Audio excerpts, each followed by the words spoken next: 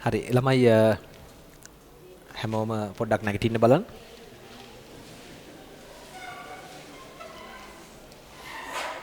හැමෝටම ආයුබෝවන් සුබ සන්ධ්‍යාවක් වේවා.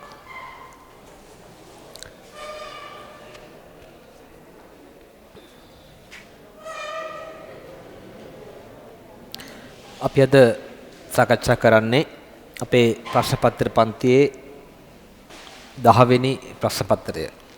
වල මේ වන විට ප්‍රශ්න පත්‍ර මේකත් එක්කම 10ක් ලියලා තියෙනවා. ඉතින් එතකොට එක්සෑම් එකේ හැම වෙන ප්‍රශ්න පත්‍රය ලොකු අභියෝගයක් නැතුව ලියන්න පුළුවන් වේවි. මොකද ප්‍රශ්න පත්‍ර ලියලාම අත්දැකීම් ටික තියෙන නිසා. අද වල දීලා තියෙන ළමයි සම්පූර්ණයෙන්ම ෆුල් පේපර් එකක්. ඒ කියන්නේ පැය 3යි විනාඩි 10ක සම්පූර්ණ පේපර් එකක් දීලා තියෙනවා. මුළු සිලබස් එකෙම තියෙන පේපර් එකක්. අපිම පළවෙනි ගානට සීමිත යුනයිටඩ් සමාගමේ 2026 3:31ට ශේෂ පරීක්ෂම දීලා තියෙනවා. මම සමාගම් ගානේ ආකෘතිය රූල් කරොත් ප්‍රශ්න පත්‍ර අංක 10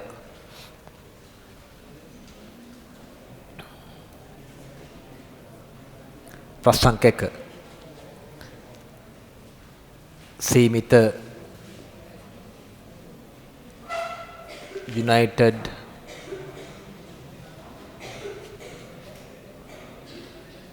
සමාගම 2026 3:31 දිනෙන් අවසන් වර්ෂය සඳහා ලාභ හෝ අලාභ සහ වෙනත් විස්තීර්ණ ආදායම් ප්‍රකාශනය රුපියල් 1000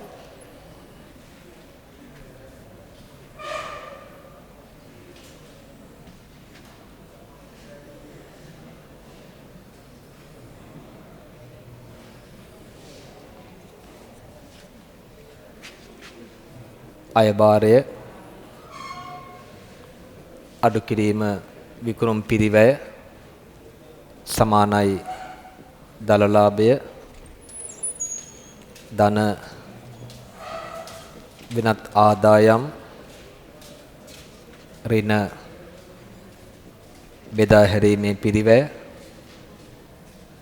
පරිපාලන වියදම් වෙනත් වියදම් සහ මූල්‍ය පිරිවැය. එතකොට ලැබෙනවා බදු පෙර ලාභය.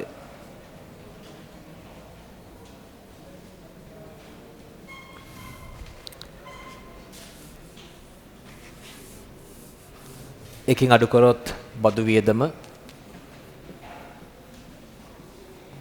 ලැබෙනවා කාලච්ඡේදයේ ලාභය.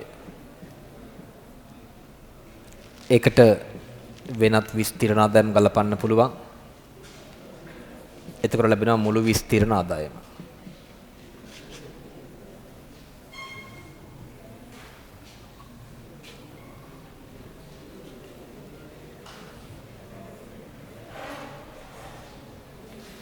ඊට පස්සේ හිමිකම වෙනස් වීමේ ප්‍රකාශනය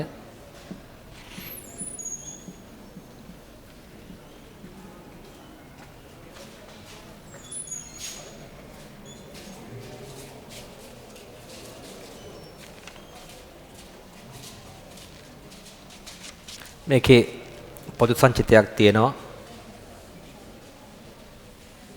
සාමාන්‍ය කොටස් ප්‍රත්‍යයග්‍රහණ සංචිතය පොදු සංචිතය රඳවාගත් තිබේ.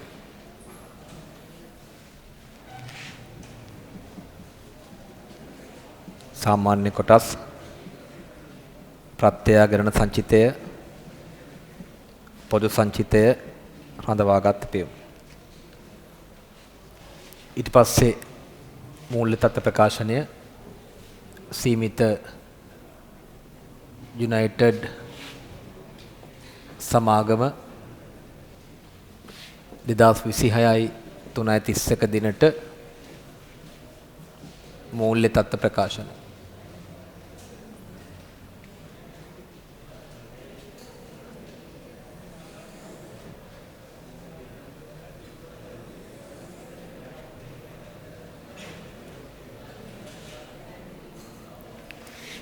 ජංගම නොවන වත්කම් ඒ යටතේ දේපල පිරියත් උපකරණ භාවිත අයිති වත්කම් ජංගම වත්කම් යටතේ තොගය වෙළඳ ලැබිය යුතු දෑ වෙනත් ලැබිය යුතු දෑ තව රූල් දෙකක් තුනක් තියාගන්න අවසානයේ මුදල් හා මුදල් සමාන දෑ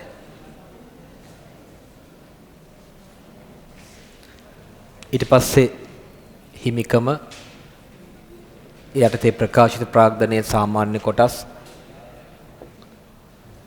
ප්‍රත්‍යාගරණ සංචිතය පොදු සංචිතය හඳවාගත් පියුම්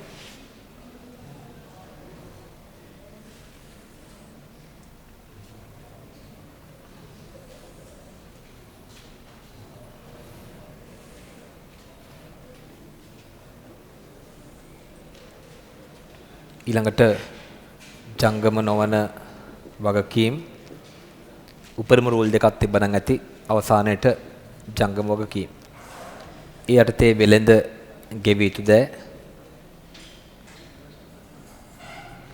ඊළඟට වෙනත් ගෙවිය යුතු දෑ තව රූල් කීපයක් තියාගන්න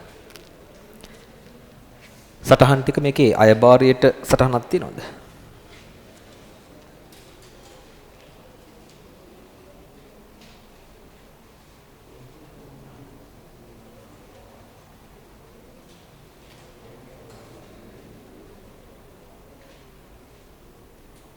නෑනේ ඒත් අපිට පුළුවන් සටහන් අංක එක ගන්න වෙනත් ආදායම් වලට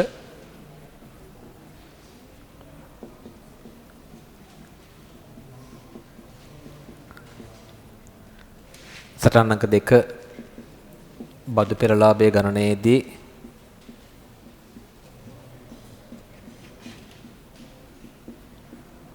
පහත වියදම් අඩු කර ඇත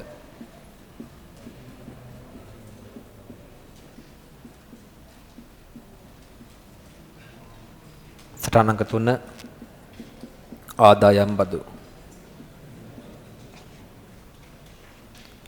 4 දේපල පිරියත් උපකරණ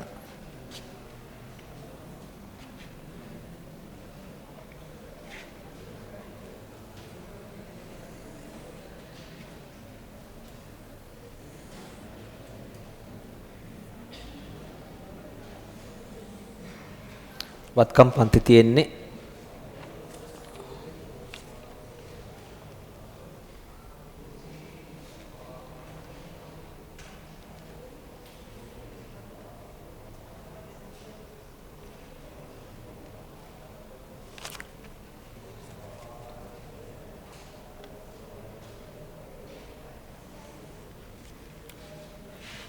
ඉඩම් තියෙනවා ගොඩනැගිලි තියෙනවා ලී බඩු තියෙනවා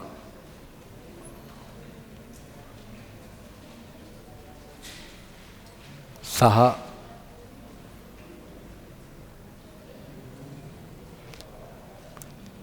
මෝටරක් තියෙනවා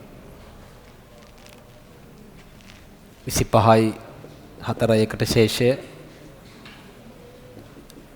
එකතු කිරීම ඉවත් කිරීම ප්‍රත්‍යාගරණ ප්‍රත්‍යාගරණය මත ෂෙයා මාරු කිරීම 26යි 3යි 31ට ශේෂය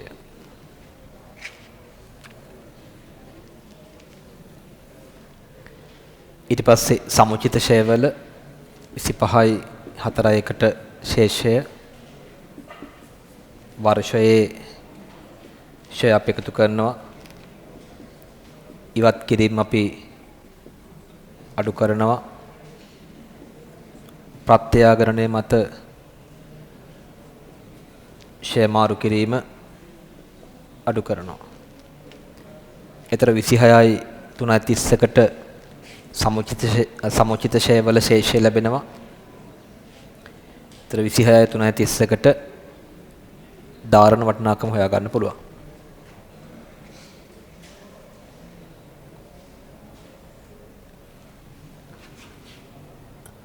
සටහන් අංක 5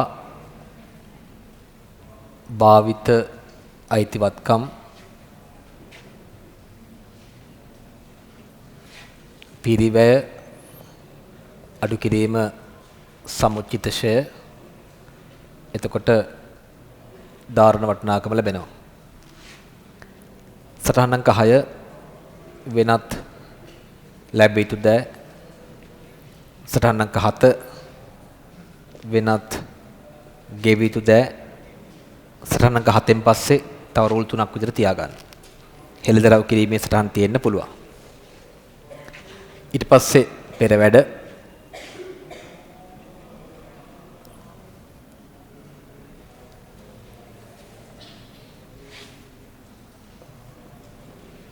යටතේ වියදම් විශ්ලේෂණය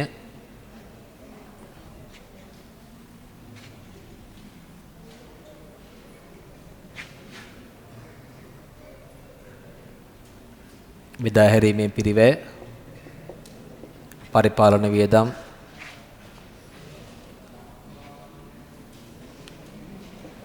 වෙනත් වියදම් සහ මූල්‍ය පිරිවැය.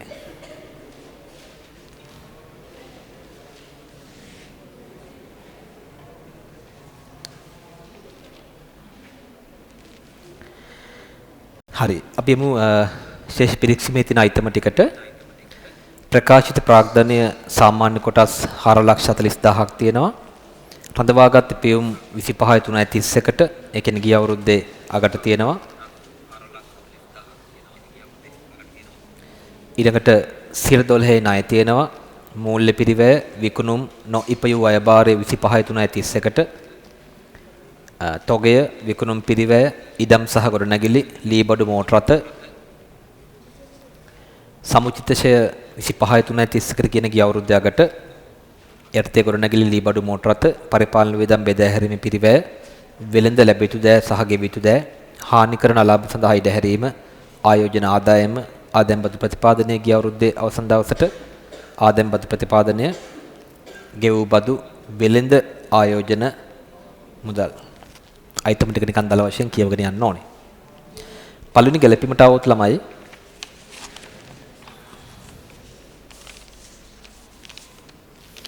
ඒක කියනවා 2026යි 3/31 දිනට පැවති තොගය හානි වී ඇති අතර එහිදී පිරිවැය 50ක නැත්නම් පිරිවැය 50000ක අයිටමයක් සම්පූර්ණයෙන් විනාශ වී ඇත. සම්පූර්ණයෙන් විනාශ වූ තොගයේ විකුණුම් වටිනාකමක් නොමැත. ඒ කියන්නේ ශුද්ධ උපලබ්ධයගේ බිඳුවයි. ඉතිරි තොගය 2026යි 4/5 දින 735කට විකුණා ඇත. මේ සම්බන්ධයෙන් ගැළපීම් සිදු කර නොමැත කියලා කියනවා. එන ළමයි අපි බැලුවොත් එහෙම ශේෂ පිරික්සීමේ තොගය තියෙනවා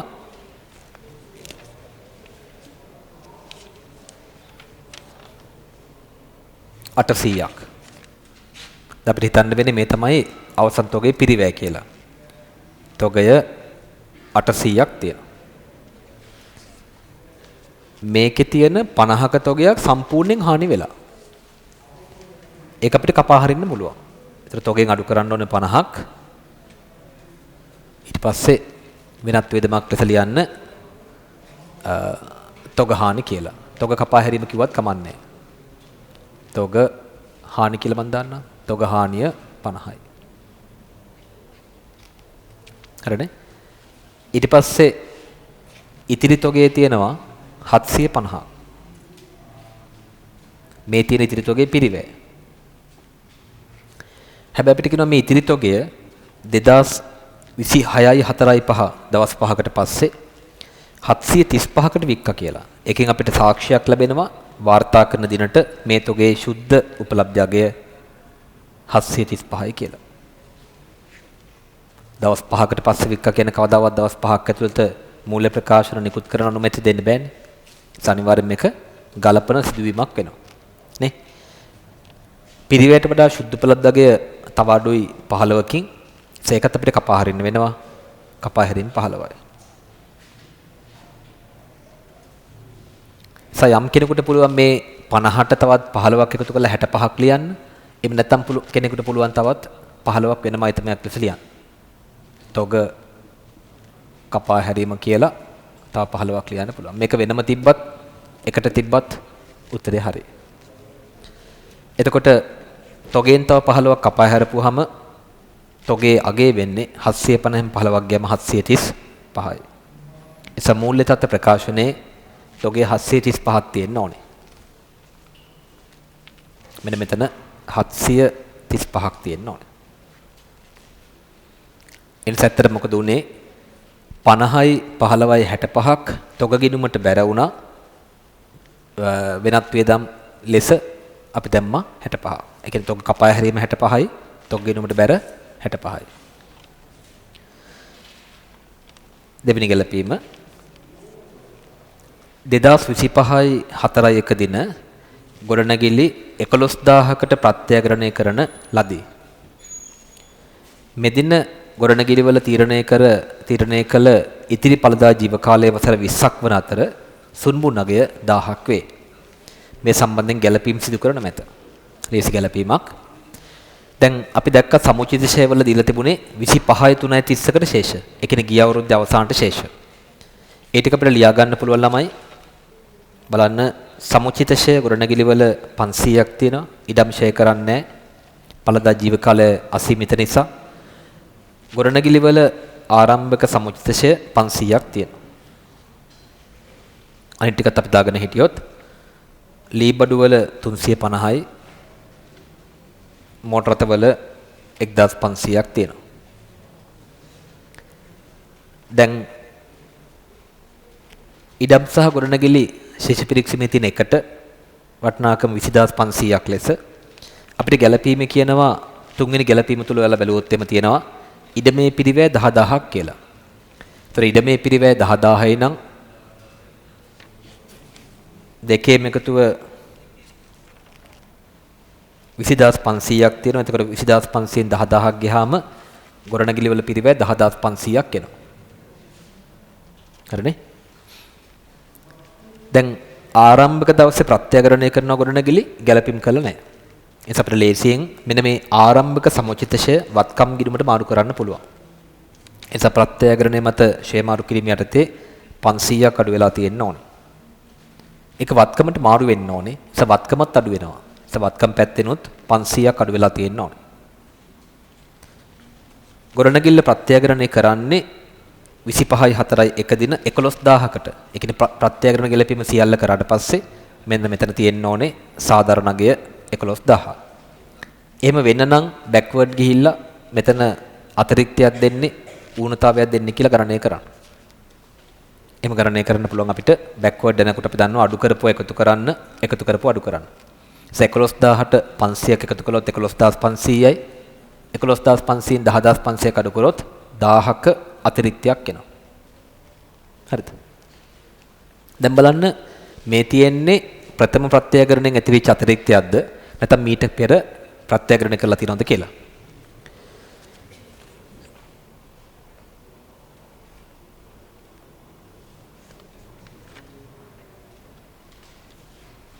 නිකමට බලන්න ශේෂ පිරික්සීමේ ගොඩනැගිලි වල ප්‍රත්‍යග්‍රහණ අතිරික්තයක් තියෙනවද කියලා. ඒ කියන්නේ සංචිතයක් තියෙනවද කියලා. නෑනේ. නෑ. ගානේ කියන්නෙත් නැහැ මේක ප්‍රථම වතාවටද දෙවෙනි වතාවටද කියලා. ඒ නිසා උපකල්පනය කරන්න වෙන්නේ ප්‍රථම වතාවට කියලා. සමේක ලියන්න ප්‍රථම වතාවට අතිරික්තයක් නම් වත්කම් ගිණුම හර වෙනත් විස්තීර්ණ ආදායම බැර. සමේතර ලියන්න ගොඩනැගිලි ප්‍රත්‍යග්‍රහණ හරිම වචනේ තමයි සංචිතයේ වෙනස. සංචිතයේ වෙනස. අතිරික්තය ලියුවත් වැරදි දාන්නේ නැහැ. නමුත් හරිම වචනේ තමයි සංචිතයේ වෙනස. 1000කින් වැඩි වුණා.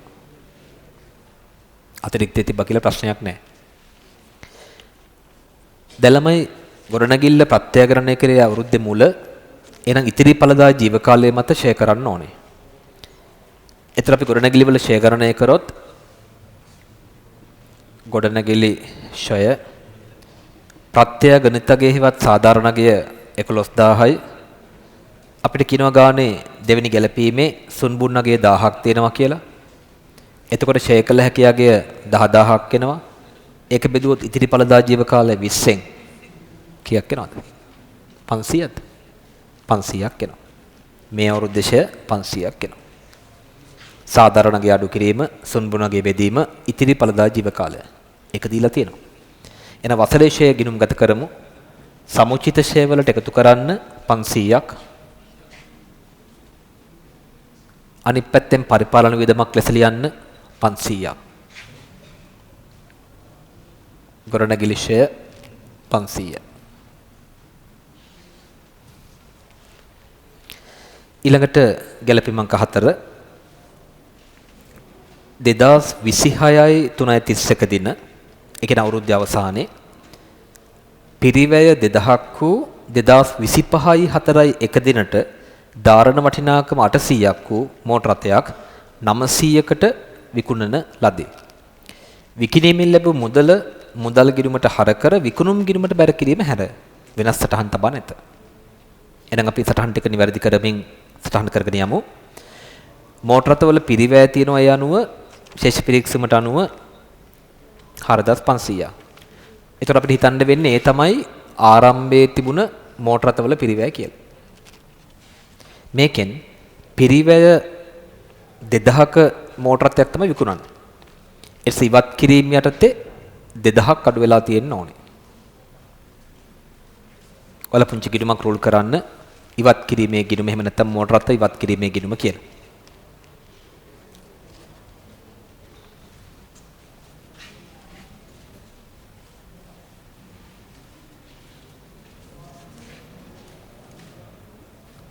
මෝටර රථ ඉවත් කිරීමේ ගිණුම.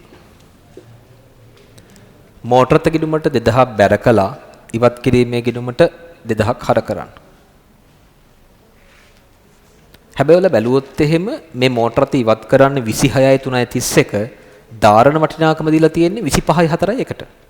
සදිනේ හොඳට බැලුවොත් 25යි 4යි 1ට තමයි ධාරණ වටිනාකම දීලා තියෙන්නේ. අපි දන්නවා ළමයි ධාරණ වටිනාකම කියන්නේ පිරිවැය අඩු කිරීම සමුචිත ෂය. වත්කමේ පිරිවැය අපි දන්නවා 2000යි ධාරණ වටිනාකම දීලා තියෙනවා ආරම්භක දවසට 800ක් කියලා. එහෙනම් ධාරණ වටිනාකම 800යි නම් පිරිවැය 2000යි නම් ආරම්භක දවසට සමුචිත ෂය මේ දෙකේ ඩිෆරන්ස් එකෙන් හොයාගන්න පුළුවන් 1200. නේ? හැබැයි මේ මෝටර රථය ඉවත් කරන්නේ අවුරුද්ද අග. ඒත් අපිට සමුචිත ෂය ඕනේ. ඒ කියන්නේ මෙන්න මෙයා ඕනේ මෙදාට. 26යි 3.31 තමයි ඉවත් කරන්නේ. ඒත් මෙන්න මේ ශේෂය ඕනේ මෙදාට. ඒ කියන්නේ තවත් අවුරුද්දක් පිරිවැය මත ෂය කරන්න ඕනේ. එහෙනම් මේ අවුරුද්ද ෂය තව එකතු කරොත් බලන්න මෝටර රථවල ෂය අනුපාතය කීයද කියලා. 6 වෙනි ගැළපීමේ කියනවා අනිකුත් ෂය වෙන වත්කම් වල ෂය අනුපාතයේ සරල මාර්ග ක්‍රමයට 10ක් කියලා. එහෙනම් 2000ට 10ක් බැලුවොත් තව 200ක් එකතු කරන්න ඕන. ඒ කියන්නේ ඉවත් කරන දවසට මෝටර රථවල සමුචිත ෂය මේ ඉවත් කරන රථේම සමුචිත ෂය 1200 දන 200 1400ක් වෙනවා. ෂෝක් ගැලපීමක්. ඒසවල සමුචිත ෂය වලින් ඉවත් කරන්න ඕනේ 1200ක් නෙමෙයි 1400. එන ලියන්න සමුචිත ෂය වල ඉවත් කිරීම යටතේ 1400ක් ඉවත් වෙලා තියෙන්න ඕනේ. ඊට පස්සේ ඉවත් කිරීමේ ගිණුමට බැර කරන්න සමුචිත ෂය කියලා 1400ක්. දින හොඳට බැලුවා නම් වරදින්නේ නැහැ.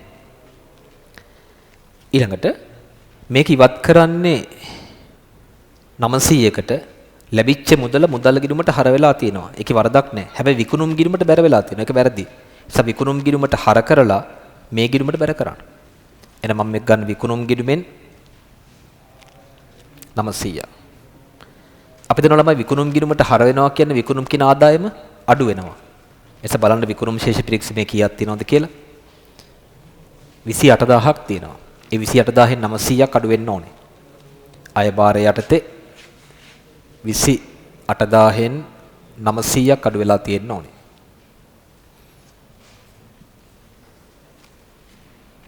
විසිහටදාහෙන් 900ක් අඩු වෙලා තියෙන්න ඕනේ. එතකොට විකුණුම් තියේවි 27100ක්. දැන් ඉවත් කිරීමේ ගිණුම තුලනය කරොත් බැර පැත්තේ එකතු වැඩි 2300යි. 2300න් 2000ක් අඩු කරපුවාම 300ක මේ ගිණුමට හර ලාභ ගිණුමට බැර කියන්නේ ලාභයක් තියෙනවා. එතැ මේ 300 ලියන්න වෙනත් ආදායමක් ලෙස ලියන්න මෝටර රථ ඉවත් කිරීමේ ලාභය 300යි. මෝටර රථ ඉවත් කිරීමේ ලාභය 300ක් තියෙන්න ඕනේ. ෂොක් ගැලපීමක්. පස්වෙනි ගැලපීම 2025යි 4යි එක දින කියන්නේ ගිණුම් වර්ෂයේ ආරම්භක දවසේ මෝටර රථයක් කල්බදු ක්‍රමයට අත්පත් කරගෙන ඇත. කල්බද්ද සඳහා මූලික ගෙවීම ලෙස 500ක් ගෙවූ අතර ඉතිරිය 620 බැගින් වාර්ෂික වාරික 5කින් සෑම වර්ෂයක් අවසානයේදීම ගෙවිය යුතුය. පළමු වාරිකය 26/3/31ක නිසි පරිදි ගෙවා ඇති අතර මූලික ගෙවීම සහ මෙම ගෙවූ දෙවන කල්බදු වාරිකය මෝටර් රථ ගිණුමට හර කර මුදල් ගිණුමට බැර කිරීම හැර වෙනත් කිසිදු සටහනක් තබා නොමැත කියලා කියනවා. එහෙනම් මෝටර් රථවල ශේෂය වර්ධිනවා. පළමු සහ දෙවන කල්බදු වාරික තුල ඇතුළත් පොලිය පිළිවෙලින් 215ක් සහ 180ක් වේ. 25/4යි එක දිනට කල්බදු ගෙවීම වල වර්තමාන අගය 2350ක් කියලා කියනවා. ඉතින් සරල ගනුදෙනුවක් වර්ධකුත් එක්ක දීලා තියෙනවා. ඉතින් අපි නිවැරදි කරමු ළමයි. අපි නිවැරදි කරගෙන යමු. වලට පුළුවන් රෝල් කරගන්න කල්බදු වගකීම් ගිණුමකුත්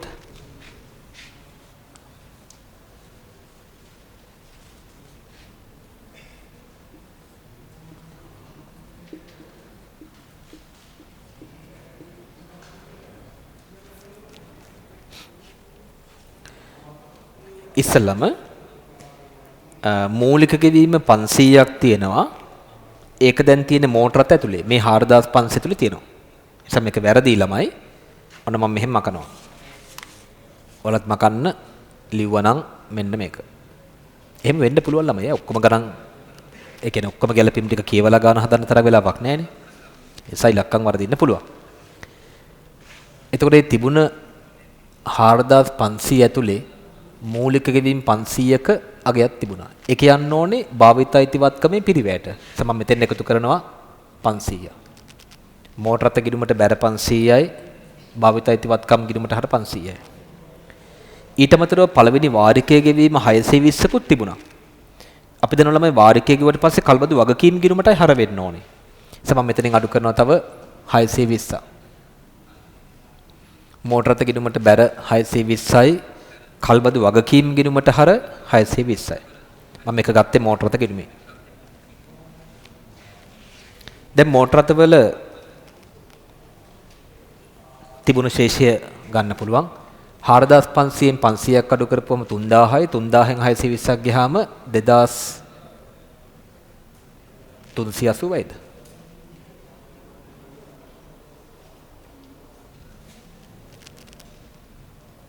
තුන්දාස්380යි. හරිද? 3380යි. ඔන්න දැන් වරදක් තිබුණ එක නිවැරදි කළා. දැන් අර කල්බදු ගනුදෙනු ටික සටහන් කරගෙන යන්න පුළුවන්. අපිට කියනවා ළමයි 25/4කට කල්බදු ගෙවීම් වල වර්තමාන අගය 2350යි. ඒක ගිණුම්ගත කරන්නේ භාවිත අයිති වත්කම් ගිණුමට හර 2350යි. කල්බදු වගකීම් ගිණුමට බැර 2350යි. භාවිත අයිති වත්කම් කියලා. ලේසි ගානක්. දැන් පළවෙනි වාරිකය තුල පොලිය දීලා තිනවා 215ක්. කල්බදු වගකීම් ගිණුමට 215ක් බැර කරන්න මේ කල්බද්දට එළමුණේ අවුරුද්දේ මුලනේ. මේ අවුරුද්දේ පොලිය එනවා. මූල්‍ය පිරිවැයක් ලෙස ලියන්න කල්බදු පොලිය 215යි. කල්බදු පොලි 215ක් තියෙන්න ඕනේ. දැන් කල්බදු වගකීම් ගිණුම තුලනය කරොත් බැර පැත්ත එකතු වෙනවා 5යි 6යි 5යි 2යි 2560 65ක්. ඒකෙන් 620ක් අඩු කරපුවාම 45යි 9යි 1යි. 1945ක ශේෂයක් එනවා. මම හරිනේ. අපි දන්නවා ඒක කොටස් දෙකකට කඩන්න ඕනේ. ජංගම වගකීම සහ ජංගම නොවන වගකීම කියලා. දැන් අද මම මේ පන්තියේ ගාන කරගෙන යනකොට කරගෙන යනවා ළමයි. මේ මාසෙ මම පන්තිය කරන්නේ එහෙමයි. ඉතින් අවසන් අදිරෙන්නේ ඉන්නේ. ඒ නිසා මම ගොඩාක් විස්තර කරන්නේ නැහැ. ඔහොම කරගෙන යනවා. හරිනේ. මාස පුරාම පන්තිය කරන්නේ එහෙමයි. දැන් ඔයාලා හොඳට ස්ටඩි කරලා ප්‍රැක්ටිස් එක තියෙන ළමයි ඉන්නේ. ඉතින් පොඩ කියා දෙන්න ඕනේ නැහැ. හරිනේ. එහෙනම් මේක කොටස් දෙකකට බෙදන්න ඕන ළමයි. ඒ තමයි ජංගම වගකීම සහ ජංගම නොවන වගකීම. ජංගම වගකීම වෙන්නේ ඊළඟ අවුරුද්දේ ගෙවන වාරිකයේ ණය කොටස. ඊළඟ අවුරුද්දේ වාරිකය 620යි. ඒකේ තියෙන පොලිය 180ක් අඩු කළොත් ඊළඟ අවුරුද්දේ වාරිකයේ තියෙන ණය කොටස ගන්න පුළුවන් 0.12න් 8ක් 4යි 5න් 1ක් 4යි. මුළු වගකීම තිබුණා 1945ක්. ඒකෙන් ජංගම කොටස 440ක් අඩු කළොත් ජංගම නොවන කොටස ගන්න පුළුවන් 5යි 4න් 4ක් 0යි 9න් 4ක් 5යි 1යි 1505යි. එහෙනම් මේ ඉලක්කම් දෙක දාමු. 440යි 1505යි. ජංගම කොටස 440යි ජංගම නොවන කොටස 1505යි. ලියන්න කල්බදු වගකීම මෙතනත් කල්බදු වගකීම.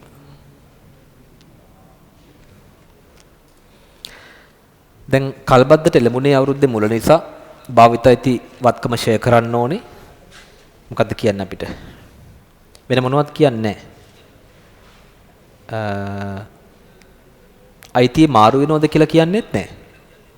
මතකද මම තියරි එක ගන්නවද කිව්වා අයිතිය මාරු වෙනවද නැද්ද කියලා කියන්නේ නැත්නම් උපකල්පනය කරන්න කියලා අයිතිය මාරු වෙනවා කියලා.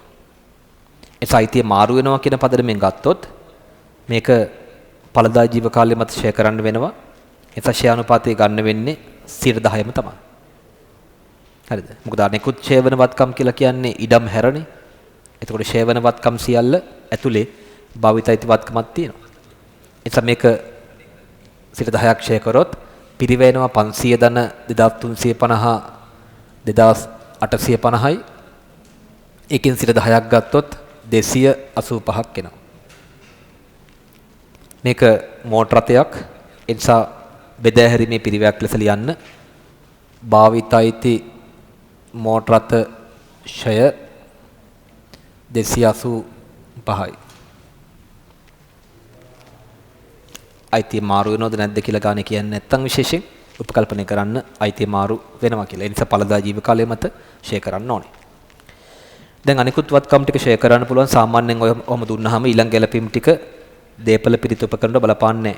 7 තියෙන්නේ නොඉපයු අය භාරයක්, 8 තියෙන්නේ හානික නලාභ, 9 තියෙන්නේ බදු, 10 තියෙන්නේ අධ්‍යක්ෂ ගාස්තු විගණන ගාස්තු, 11 තියෙන්නේ උපචිත ණය වාරිකයක්, 12 තියෙන්නේ වන්දි නඩුවක්, 13 තියෙන්නේ වගකීම් සහතික, 14 තියෙන්නේ අධ්‍යක්ෂ මණ්ඩල තීරණ, 15 තියෙන්නේ අනුමත කරපු දවස. එහෙනම් අපිට ෂෙයා කරන්න පුළුවන්. දැන් මෝටරත ෂෙයා කළොත් එහෙම ආරම්භයේ 3380ක් තිබුණා. මේ 2000 ඉවත් කළේ අවුරුද්ද යක. හරිද? ඒ නිසා අවුරුද්ද පුරාවටම තිබුණ ළමයි 3380. ඒ නිසා අපිට ෂෙයා කරන්න පුළුවන් 3380ට 10ක් ගත්තොත් 338ක් එනවා. නේ 2000ක් ඉවත් කරේ අවුරුද්ද යක. අවුරුද්ද පුරාවටම තිබුණේ 3380ක්. එනිසා ලියන්න බෙදා හැරීමේ පිරිවැයක් ලෙස මෝටර රථ ෂය 338යි.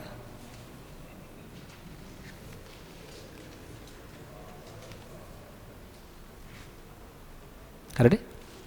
ඊට පස්සේ ලී බඩු වල වෙන කිසිම ගැළපීමක් තිබුණ නැහැ. අපිට පිරිවැය ගන්න පුළුවන් ආරම්භයේ තිබුණ 2000යි 10%ක් ෂෙයා කළොත් 200ක් එනවා. පරිපාලන වියදමක් ලෙස ලියන්න ලී බඩු ෂය 200ක්.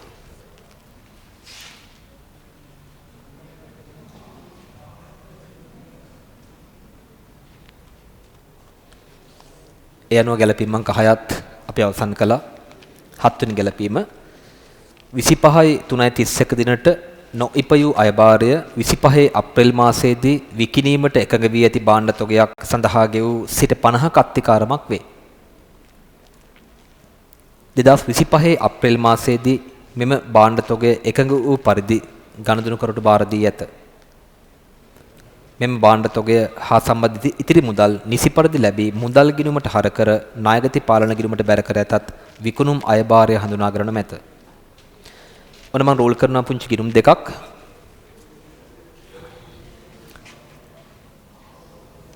නොඉපයූ අයභාර ගිණුම, ඊළඟට ණය ගැති පාලන ගිණුම. ඒ දෙකේ තියෙන ශේෂ ලියාගත්තොත්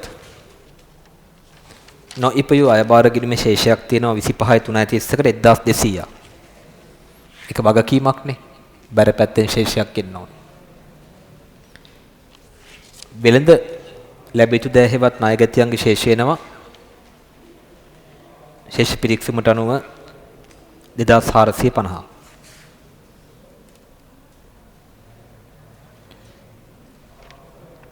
දැන් අපිට කියනවා මේ නොඉපයූ අයභාරය අදාළ වෙන්නේ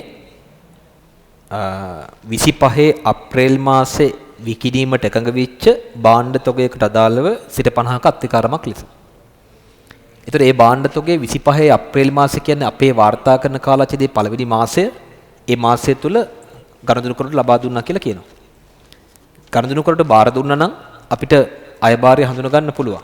හේතුව කාර්ය සාධන බැඳීම තෘප්තිමත් වුණා. එහෙනම් මුළු අයභාරය හඳුනා ගන්න පුළුවන්.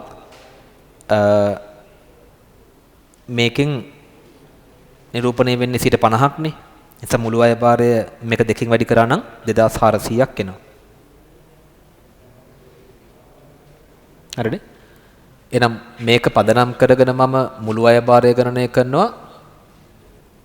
මුළු අයභාරය මේ තියෙන සිට 50ක් නම් ඒ වගේ දෙගුණයක්නේ. 1200 වැඩි කිරීම 2 2400.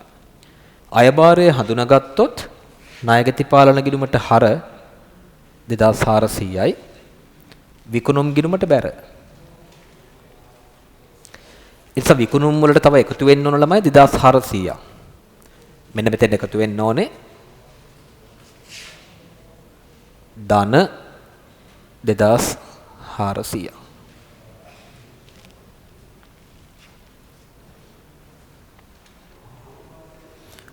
භාණ්ඩ ටික බාර දුන්න නිසා අයභාරය හඳුනා ගන්න පුළුවන්. ඒ නිසා අයභාරය හඳුනාගත්තොත් ණයගති පාලන ගිණුමට හර විකුණුම් ගිණුමට බැර. දැන් ඒ 2400න් 1200ක් කලින් හම්බෙලා තිබුණා. ගිය අවුරුද්දේ අග. දැන් ඒක හිලව් කරන්න පුළුවන්. ඒ නිසා නොඉපයූ අයභාර ගිණුමට 1200ක් හර කරන්න, ණයගති පාලන ගිණුමට 1200ක් බැර කරන්න. නොඉපයූ අයභාරය මේක ණයගැතියන්ට මාරු කළා. ඒ භාණ්ඩ ටික බාර දුන්නනේ. වගකීමක් තියාගන්නක තේරුමක් නැහැ. ඉතුරු 1200 සල්ලි හම්බෙලා තියෙන. ඒ ටික මුදල් ගිණුමට හර වෙලා ණයගති පාලන ගිණුමට දැනටමත් බැර වෙලා තියෙන. නිසා මේ 2450ක ශේෂය ගන්නකොට ඒ 1200 බැරවීමත් අදාළ වෙලා තියෙන. නිසා දැන් අපිට ණයගැතියන්ගේ නිවැරදි ශේෂීකරණය කරන්න පුළුවන්. ඔක තමයි ළමයි ගැලපීම් අංක 7 උත්තරේ වෙන්නේ. 8 වෙනි එක 2026 3:31 දිනට වෙළඳ ලැබිතු දෑ මත හානි කරන අලාභ සඳහා ඉඩහැර තිබූ 100ක් කශේෂයක් සහිත ණයගැතියෙකු බුන්නත් වී ඇති බව 26/4/30 දින උසාවිය විසින් තීරණය කර ඇත. නිකමට බලන ළමයි ගැලපීම් අංක 15 මේ වසරේ මූල්‍ය ප්‍රකාශන නිකුත් කිරීම සඳහා අනුමැතිය ලබා දුන්නේ කවද්ද කියලා. අනුමැතිය ලබා දීලා තියෙන 26/5/15. ඒතර 5/15ට කලින් 4/30 තමයි උසාවි තීරණය එන්නේ මේ 100ක ණයගැතිය බුන්නත් වුණා කියලා. එනිසා මේක ගලපන සිදුවීමක් අපි ගලපන්න ඕනේ 26/3/31ට. ඔයාලා රූල් කරගත්තොත් මේකත් එක්කම හානි කරන අලාභ සඳහා ඉඩහැරීමේ ගිණුමකුත්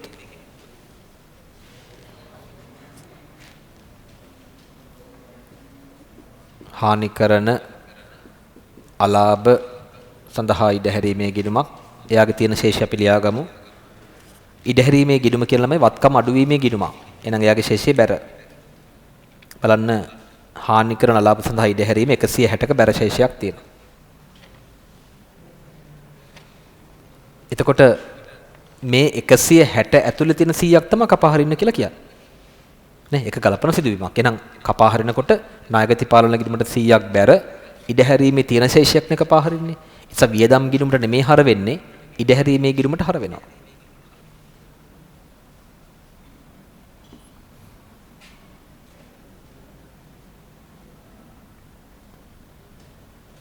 වෙන මොනවත් ගැලපීමක් නැහැනේ. වලට පුළුවන් ළමයි ණයගති පාලන ගිණුමයි ඉඩහැරීමේ ගිණුමයි තුලණය කරන්න. ණයගතියන්ගේ හරපැත්ත එකතුව ගත්තොත් 2450යි 2400 කියන්නේ 4850ක් වෙනවා. 4850න් 1300ක් අඩු කරොත් නිවැරදි ශේෂය හෙවත් දල ධාරණ වටිනාකම වෙනවා 3550ක්. නොඉපයූ අයබාර ගිණුමේ ශේෂයක් නැහැ. තිබුණ ශේෂය හිලව් කරා ණයගතියන්ට. මොකද භාණ්ඩ ටික සම්පූර්ණයෙන් බාර දුන්න නිසා ගනුදෙනු කරුවන්ට. ඉඩහැරීමේ ගිණුමේ ශේෂ 160ක් තිබුණා. ඒකෙන් දැන් අපි 100ක් කපා හැරපුවාම ඉඩහැරීමේ ගිණුමේ ශේෂය 60ක් තියෙනවා. ඒක මදි හෝ වැඩි කියලා කියන්නේ නැහැ. මේ තියෙන 60 හරි. නැත්නම් ඇති. එතන ණයගතියන්ගේ ධාරණ වටිනාකම වෙන්නේ ළමයි 3550න් 60ක් අඩු වුනහම 3550 අඩු කිරීම 60 කියන්නේ ධාරණ වටිනාකම 3490ක්ද 3490ක් එන්න ඕන. මේ ෂෝක් ගැලපීමක් මූල්‍ය තත්ත්ව ප්‍රකාශනයේ වෙළඳ ලැබිතු දෑවල තියෙන්න ඕනේ 3490.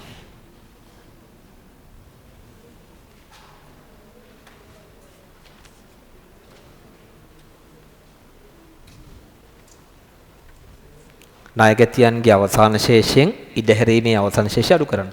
3550න් 60ක් අඩු කරන්න.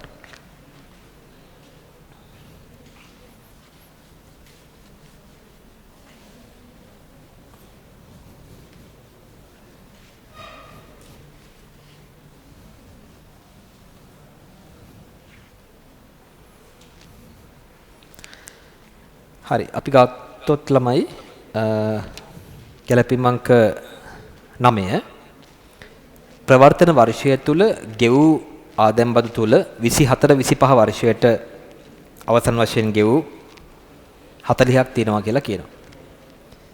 25 26 වර්ෂයේ මුළු බද්ද 260ක් ලෙස ඇස්තමේන්තු කරලා තියෙනවා කියලා කියනවා. එහෙනම් අපි ආදායම් බදු ගැලපීම් කරමු ළමයි. ලේසි ගැලපීමක් තියෙන්නේ.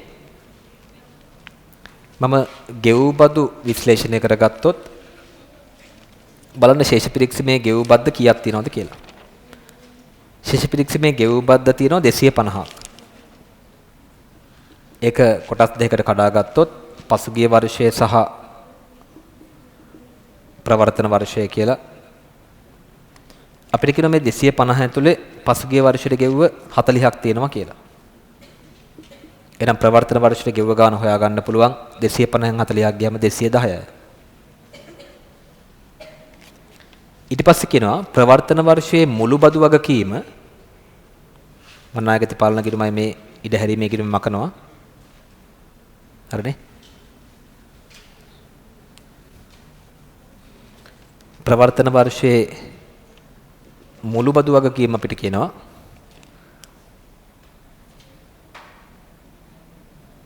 260ක් කියලා. ඒ 260න් ගෙවලා තිබුණේ 210යි. තව ගෙවන්න ඕනේ 50ක්.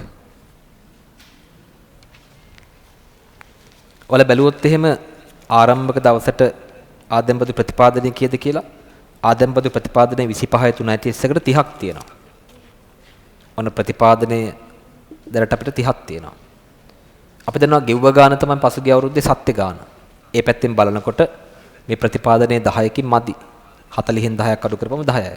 40න් 30ක් අඩු කරාම 10යි. ඒකට අපි කියනවා ඌන ප්‍රතිපාදනය කියලා. එසම අපි මේ ටික සටහන් කරොත් ළමයි ප්‍රවර්තන වර්ෂයේ වියදම 260යි පසුගිය වසරේ වුණ වෙන් කිරීම 10යි 270ක් වියදම එන්න ඕනේ. ආදායම් බදු සටහනේ 2025-26 ප්‍රවර්තන වර්ෂයේ මුළු ඇස්තමේන්තුව 260යි පෙර වර්ෂයේ 24-25 ඒකේ ඌන ප්‍රතිපාදනය 10යි මුළු වියදම 270යි. අර ප්‍රවර්තන වර්ෂයේ තවත් ගෙවන්න තියෙන 50 එනවා ජංගම වගකීමක් ලෙස බදු ප්‍රතිපාදන ලෙස. ජංගම වගකීමක් ලෙස ලියන්න ආදායම් බදු ප්‍රතිපාදනය 50ක්. හරිනේ. ඊළඟට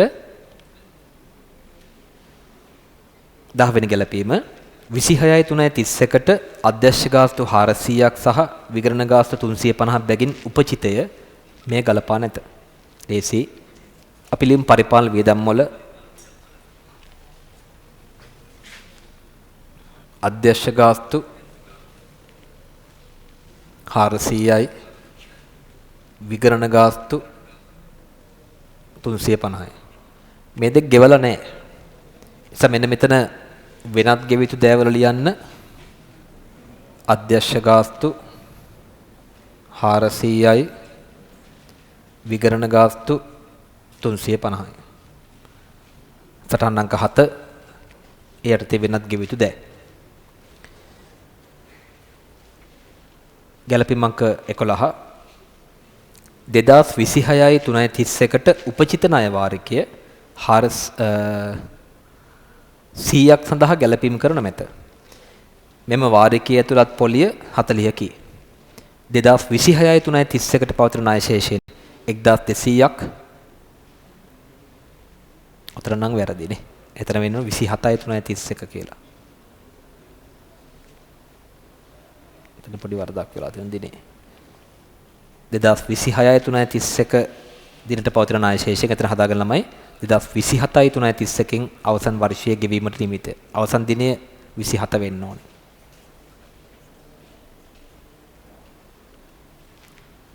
හරිද? අපි ගැලපීම් කරමු ළමයි දැන් ලේසි. ඔයාලා පුංචි බැංකු ණය ගිණුමක් රෝල් කරොත් අර කල්බදු වගකීම් මතක් කරගෙන බැංකු ණය ගිණුමේ ශේෂයේ තියෙනවා ශේෂ පිරික්සීමට අනුව 5000ක්. කල්බදු වගකීම් මතක් කරගන්න. මාර්තු මාසේ ණය වාරිකයේ 100ක් ගැලපීම් කළා නැහැ. ඒක ගෙවලත් නැහැ. ඒතර අපි ඒක සටහන් කරොත් ළමයි වාරිකයේ උපචිතයි එස බැංකු ණය ගිණුමට වාරිකයේ 100ක් හර කරන්න කල්බදු වගකීම් මතක තියාගන්න. අර වාරිකය හර කරේ ඒකම තමයි. මේක ගෙවලා නැති නිසා උපචිත වාරික ගිණුමට බැර. ඒක ගෙවන්න තියෙන නිසා ඒ අනුව සටහන් අංක 7 තියෙන්න ඕනේ ණය වාරික උපචිතයි 100ක්.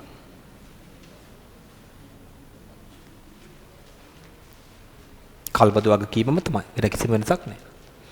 නේ. දැන් මේ වාරිකයේ තියෙන ණය පොලිය අපිට කියනවා 40යි කියලා. එහෙනම් බැංකු ණය ගිණුමට 40ක් බැර කරන්න මූල්‍ය පිරිවැයට 40ක් හර කරන්න. එහෙනම් මූල්‍ය පිරිවැය තියෙන්න ඕනේ බැංකු ණය පොලි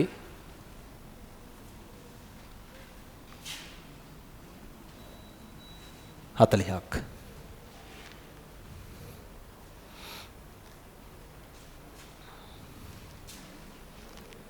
දැන් වලට පුළුවන් ළමයි අර කල්බදු වගකීම් වගේම බැංකු ණය ගිණුම තුලනය කරන්න.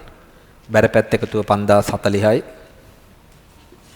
ඒ 5040න් 100ක් අඩු කරපුවාම අවසන් ශේෂය එනවා 4940ක්. හරිද?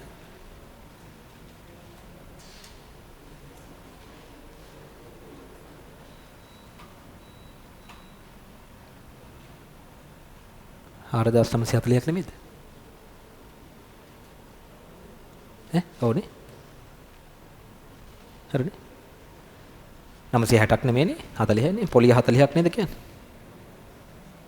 වාරිකයේ තියෙන පොලියන කියන්නේ හරි. එතකොට මේ ශේෂය 4940 කොටස් දෙකකට බෙදන්න.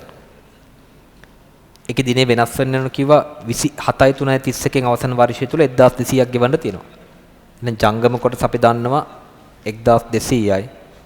ඒනවා ජංගම නොවන කොටස හොයා ගන්න පුළුවන් 4940න් 1200ක් ගියාම 3740යි.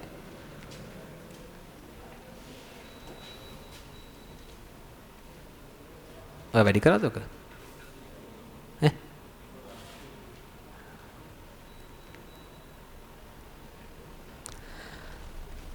right. අර කල්බදු වගකීමම තමයි ළමයි කිසිම වෙනසක් නැහැ. හරිනේ? එහෙනම් අපි ගමු 1200ක් ජංගම වගකීමක් ලෙස බැංකු ණය ඉතුරු 3740ක් ජංගම නොවන වගකීමක් ලෙස.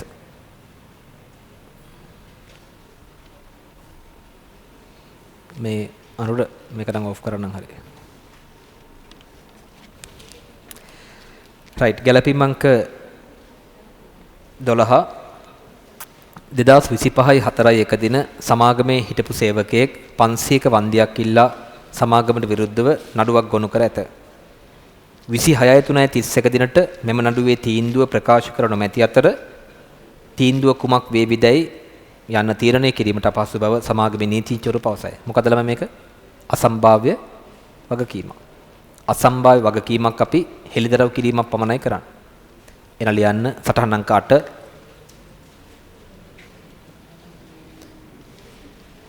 කෙටියෙන් ලියන්න. සමාගමේ හිටපු සේවකයෙක් කෙටියෙන් ලියමු හිටපු සේවකයෙක්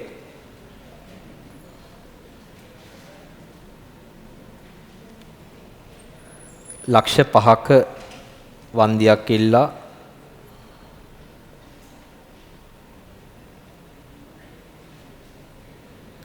නඩුවක් ගොනු කර ඇත.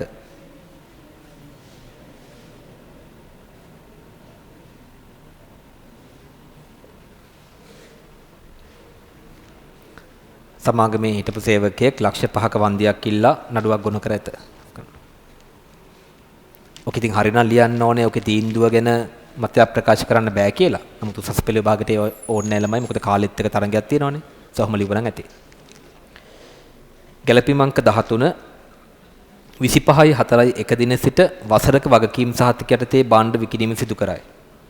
26/3/31 අවසන් වසරේ විකුණුම් වලින් සිට 2ක ප්‍රමාණයක් ඒ සඳහා ප්‍රතිපාදනය කළ යුතුය. දැන් ළමයි අපිට පුළුවන් විකුණුම් වල නිවැරදි අගය හොයාගන්න.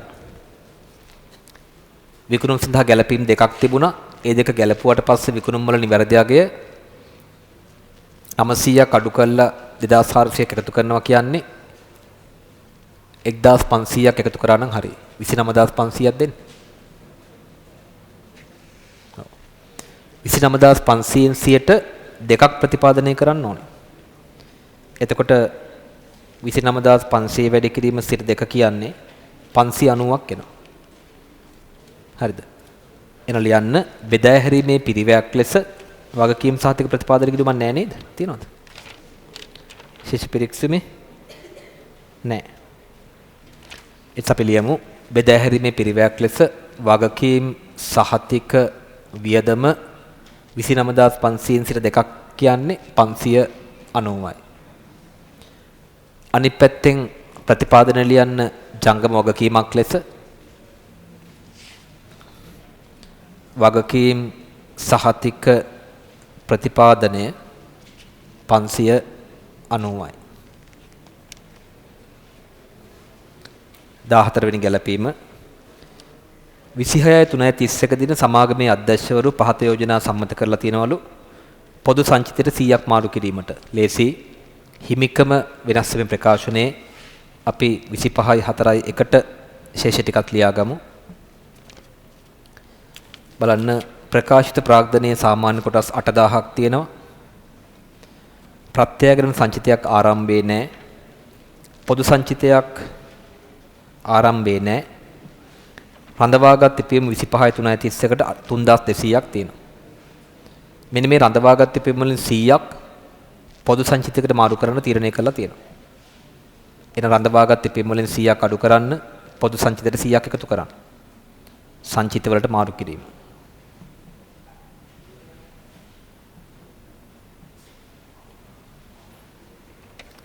ඊට පස්සේ අපිට කියනවා සාමාන්‍ය කොටසකට රුපියල් 1ක ලාභාංශයක් ගෙවීම. අපි දන්නවා අධ්‍යක්ෂ මණ්ඩලයේ යෝජනා කරන ලාභාංශ අපි ගිණුම්ගත කරන්නේ නැහැ ළමයි. එස් අපි ලියමු සටහන් අංක 9 ලෙස. අධ්‍යක්ෂ මණ්ඩලය කෙටියෙන් ලියන්න. සාමාන්‍ය කොටස් හිමියන්ට නැත්නම් සාමාන්‍ය කොටසකට රුපියලක ලාභාංශයක් යෝජනා කර ඇත.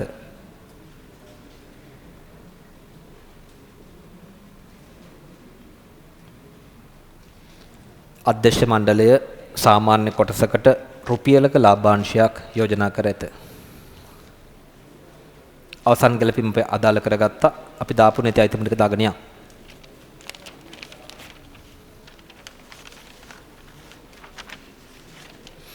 බලන්න ප්‍රකාශිත ප්‍රාග්ධනයේ අපි ගත්ත රඳවාගත් ඉපීම ගත්ත 12 බැංකු ණය ගත්ත මූල්‍ය පිරිවැය 300ක් තියෙනවා. ලියන්න මූල්‍ය පිරිවැය 300ක්. විකුණුම් අපි ගත්ත නොඉපයූ අයභාරය ගත්ත තොගය ගත්ත විකුණුම් පිරිවැය ලියන්න 12810ක්. ගැලපීමක් තිබුණේ නැහැ. 12810යි. ඉඩම් සහ ගොඩනැගිලි ගත්ත, ලීබඩු ගත්ත, මෝටර රථ ගත්ත, සමුචිත ෂෙයාර්වල ගොඩනැගිලි ගත්ත, ලීබඩු ගත්ත, මෝටර රථ ගත්ත, පරිපාලන වියදම් ලියන්න. 1960යි.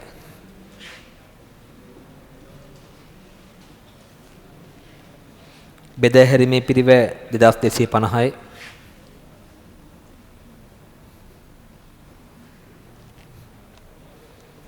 වෙළඳ ලැබිච්ච දෑ අපි ගත්තා. වෙළඳ ගෙවිච්ච දෑ ලියන්න 2500ක්.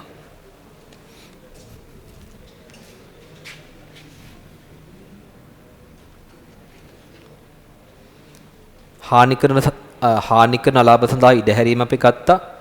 ආයෝජන ආදායම් ලියන්න 30ක් වෙනත් ආදායමක් ලෙස.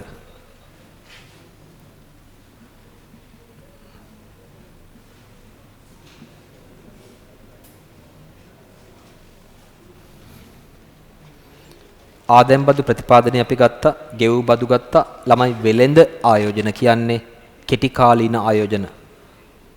ආයෝජන කියලා නිකන් දුන්නොත් ඒක ජංගම නොවන වත්කමක්. මෙතන එන්න ඕනේ. හැබැයි වෙළඳ ආයෝජන කියන්නේ වෙළඳාම සඳහා තියෙන ආයෝජන. ඒ කියන්නේ ජංගම වත්කමක්. මෙන්න මෙතෙන් එන්න ඕනේ. වෙළඳ ආයෝජන. වෙළඳාම සඳහා තියෙන ආයෝජන 100ක් එන්න ඕනේ. අවසානයේට මුදල් හා මුදල් සමාන දෑ 2550යි.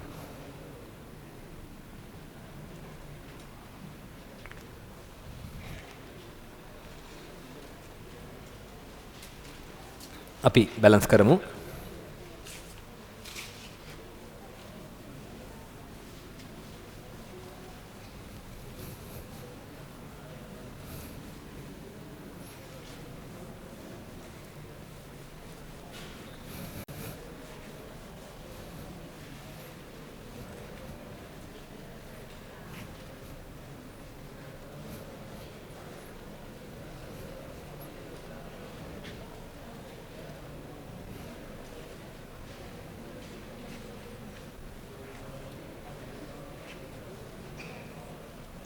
මූල්‍ය පිරිවැයවල එකතු වෙනවා 555යි. වෙනත් වේදම් 65යි. පරිපාලන වේදම් 0යි 10යි එකක් ඉතිරි 8යි 12යි 15යි 24යි 3410යි.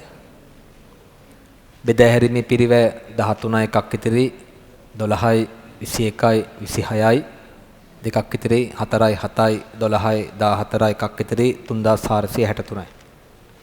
බලන්න මගේ උත්තර හරිද කියලා. හරිද? ඊට පස්සේ ළමයි වෙනත් ගෙවිතු දෑවල එකතුව මම මේ පැත්තට ගන්නම්. මේ තුන එකතුව 400යි 750යි 850යි.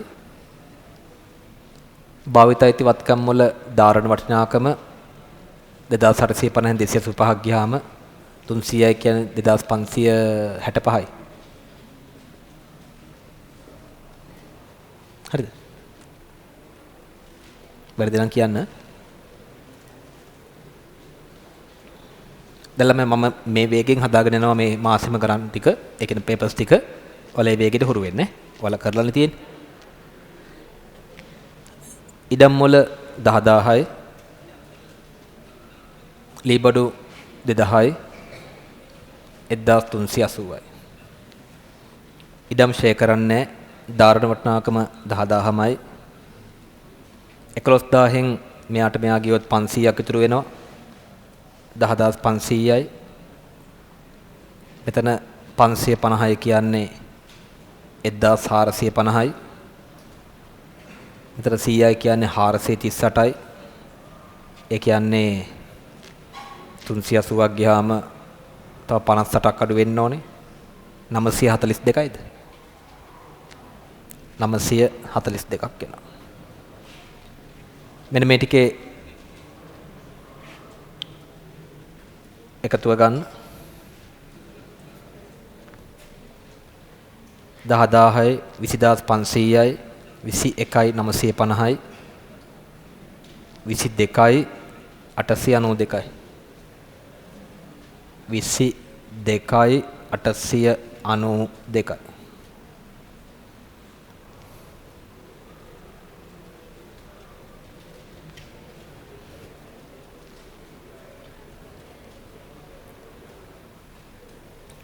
ඊළඟට බදු හරි වෙනත් ආදායම් වල එකතුව 330ක් එනවා.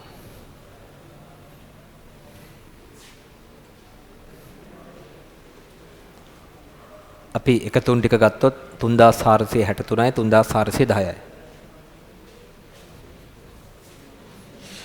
3463යි 3410යි 65යි 555යි. 65යි 5යි 5යි 5යි. ඊට පස්සේ වෙනත් ගෙවිතු දෑවල 850ක් තියෙනවා. වෙනත් ලැබිතු දෑවල ශේෂයක් නැහැ. භාවිත අයිති වත්කම් වල ධාරණ වටිනාකම 2565යි. දේපල පිරිත උපකරණ වල ධාරණ වටිනාකම 22යි 892යි.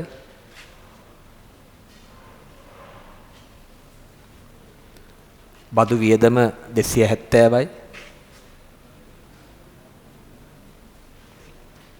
වෙනත් ආදායම් 330යි.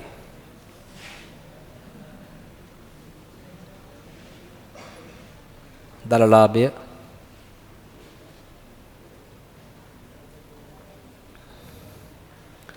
29500න් 12810ක් අඩු කළොත් 16690ක් එනවා. වියදම් ටික එකතුව ගත්තොත් 3463යි 3410යි 65යි 5යි 5යි 5යි. මට එනවා 7493ක්.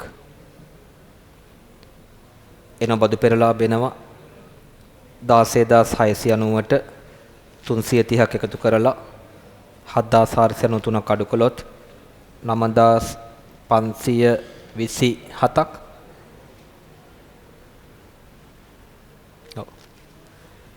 ඒකට බදු වියදම ගලපන්න, ඒකෙන් අඩු කරන්න 370ක්. ඒතර කාලාච්ඡේද ලාභය 9257යි. ඒකට වෙනත් විස්තීර්ණ ආදායම 1000ක් එකතු කරන්න. එතකොට මුළු විස්තීර්ණ ආදායම 10257ක් එනවා. අපි ලියමු මුළු විස්තීර්ණ ආදායම හිමිකම වෙනස් වීමේ ප්‍රකාශනයේ කාලච්චිලි ලාභය ලියන්න 9357ක් රඳවාගත් පියවීම තුල වෙනත් විස්තීර්ණ ආදායම 1000ක් ලියන්න ප්‍රත්‍යාගරණ සංචිතය තුල අවසන් ශේෂ ගත්තොත් සාමාන්‍ය කොටස් 8000යි ප්‍රත්‍යාගරණ සංචිතය 1000යි පොදු සංචිතය 100යි 3100ක් එකතු වුනහම 12357යි.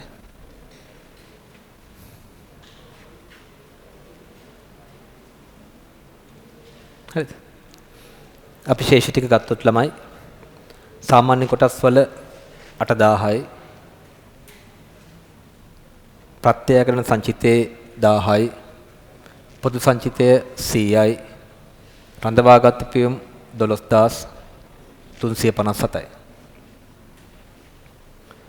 ජංගමනෝන වත්කම් වල එකතුව ගත්තොත් 7යි 15යි එකක් ඉතිරි 14යි එකක් ඉතිරි 5යි 2යි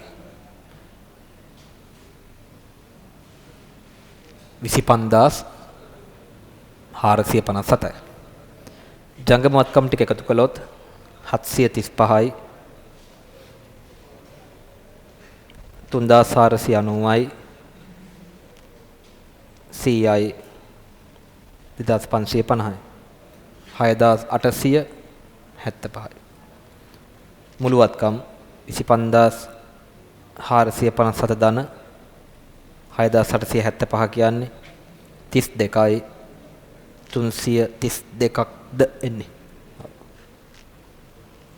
මුළු හිමිකම 8000යි 9000යි 9100ක් එකතු කරන්න. ඒ කියන්නේ 21457යි. ජංගම නොවන වගකීම් 45යි 2යි 5යි. ජංගම වගකීම් 2500 ධන 850 ධන 440 ධන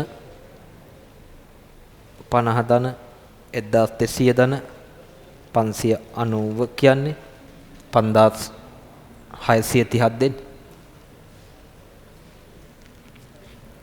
හිමිකම සහ මුළු වගකීම්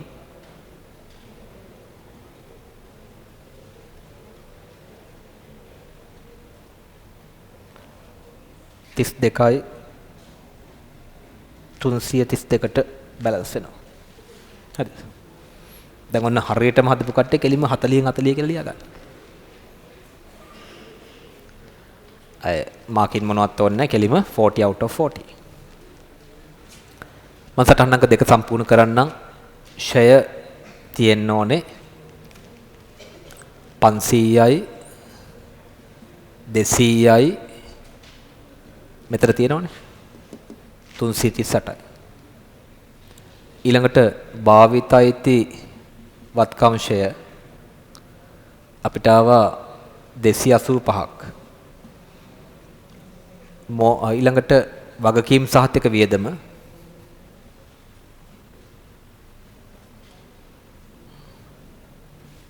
වගකීම් සහතික වියදම 590යි.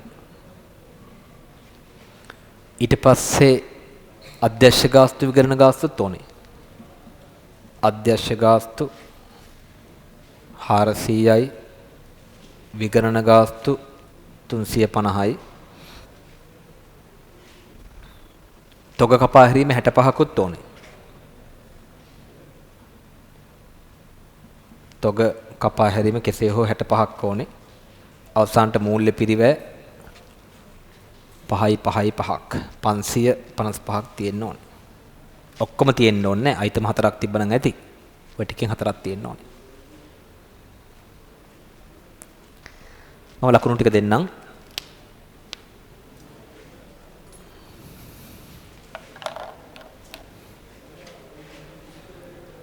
මේ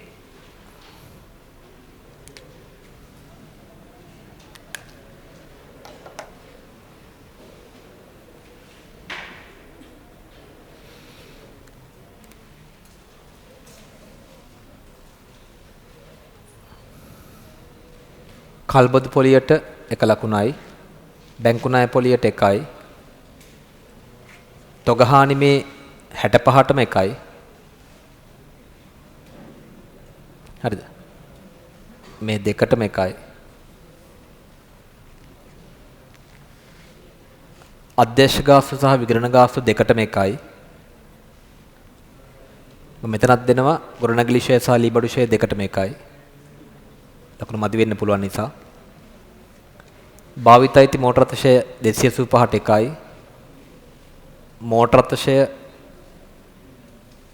එකක් දෙන්න බලන්න. වගකීම් සහතික වියදම 1යි. මදි වුණොත් ගමු.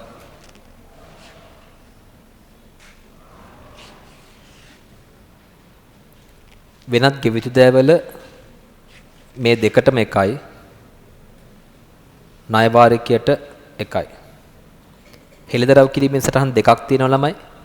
එක ගාන දෙන්න.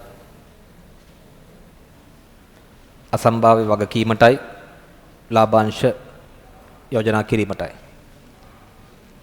භාවිත අයිති වත්කම් වල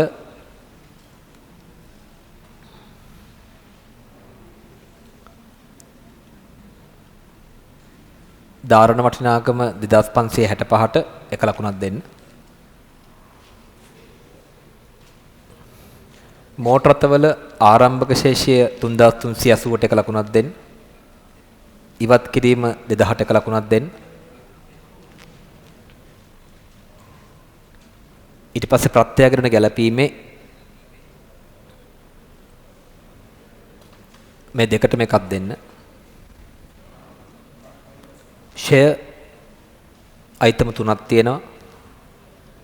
මේ අයිටම 3ට මම ලකුණු දෙනවා. අයිටම 3ට 2යි. අයිටම 2ට 1යි. 1400ක් අඩු කරනවට 1 ලකුණක් දෙන්න. 500ක් අඩු කරනවට 1 ලකුණක් දෙන්න.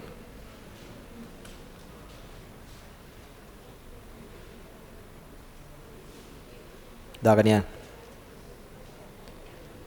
ඊට පස්සේ ආදායම් බදු 270ට 1 ලකුණයි. මෙතන අයිටම කීපයක් තියෙනවා. 1යි 2යි 3යි 4යි 5යි 6යි 7ක්. සාමාන්‍ය පරිදි වල දනවා අයිටම දෙකකට එක බැගින් උපරිම ලකුණු 2යි.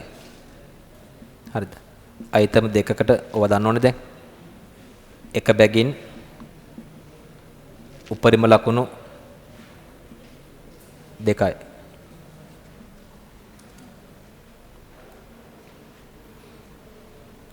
වෙනත් ආදායම් වල මෙන්න මේ 300ට එකක් දෙන්න.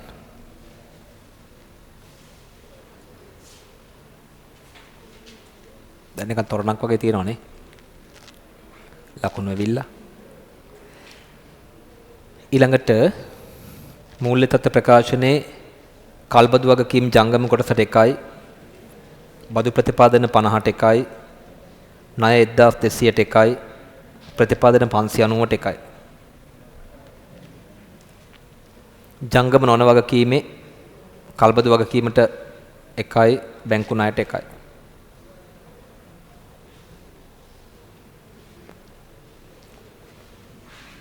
මේ තුනම ලියනවට 1යි. එවතෙන් දන්නවා. අතන තියෙන ධාරණ වටිනාකම කෙසේ වුවත් ඒක මෙතෙන්ද ගේනවට ලද පිළිතුරට 1 ලකුණයි. භාවිතයිති වත්කම් වලත් එහෙමයි. ලද පිළිතුර මෙතෙන්ද ගේනවට 1 ලකුණයි. මෙන්න මෙයාට.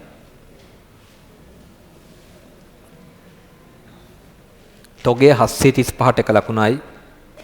වෙළඳ ලැබිතු දෑ 3490ට 1 ලකුණයි. වෙළඳ ආයෝජන 100ට 1 ලකුණයි. මම හිතන 45යි දැන්නේ. දීගෙන යම් බලන්න. සංචිත වලට මාරු කිරීමට 1 ලකුණයි. මේ දෙකම ලද වෙනත් විස්තීර්ණ ආදායමයි කාලච්ඡේද ලාභයයි ලදාගේ මෙතෙන් ගෙනොට 1 ලකුණයි. මෙතන වෙනත් විස්තීර්ණ ආදායමේ 1000ට නිවැරදි අගයට 1 ලකුණයි.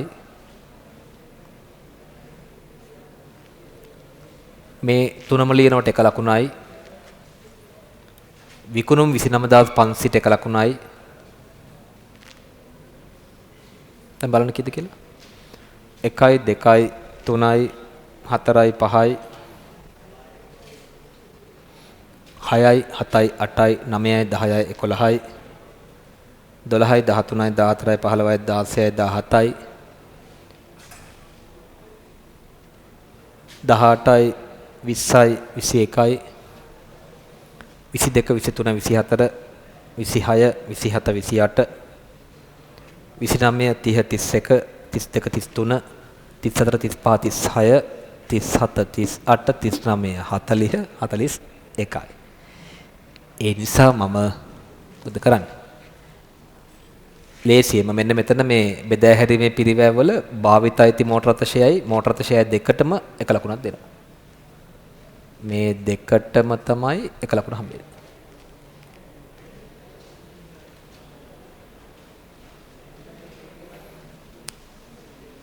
මේ මල්ලි මුල සිට මෙහි ඉඳලා කමන්නේ. මෙහි ඉඳලා එකට පෙන්නගෙන යන්න.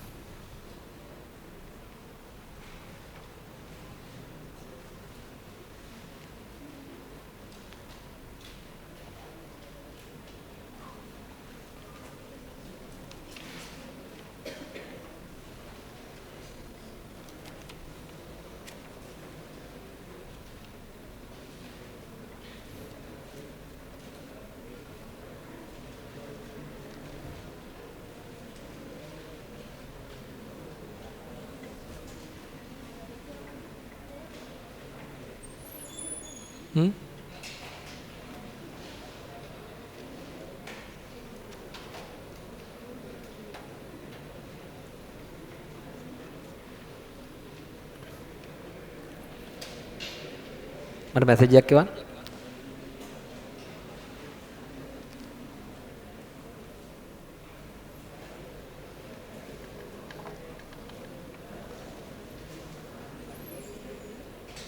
මැසේජ් එකකින් එවන්න බැරි? මැසේජ් එකක්. මැසේජ් එකක් එවන්න. පළවෙනි එක. පළවෙනි ගැලපීමද? 50ක තොගයක් සම්පූර්ණයෙන් හානි වුණා. ඉතිරි තොගය 735කට වික්කා.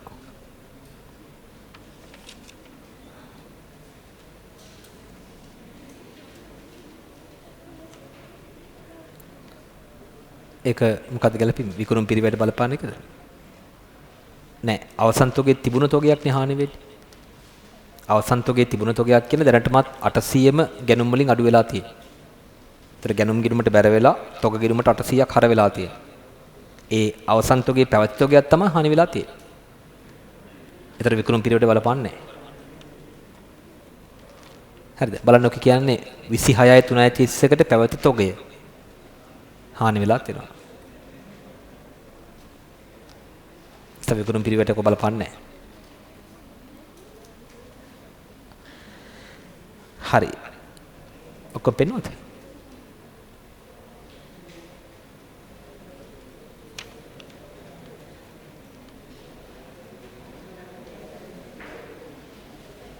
මේ ගාන පෙන්වන්නද ඔක්කොම? පෙන්වන්න. අපි යමු එහෙනම් දෙවෙනි ගානට ළමයි. අර මේ දිනයක් සඳහන් වෙන්නේ නැතුව කිව්වනම් පිරිවැය 50ක තොගයක් හානි වුණා කියලා.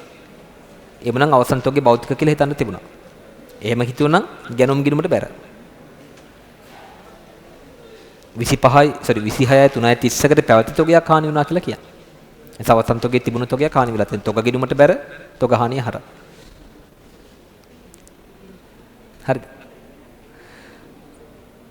රයිට් අපි මුලම දෙවෙනි ගානට මම බෝඩ් එක ක්ලියර් කරනවා.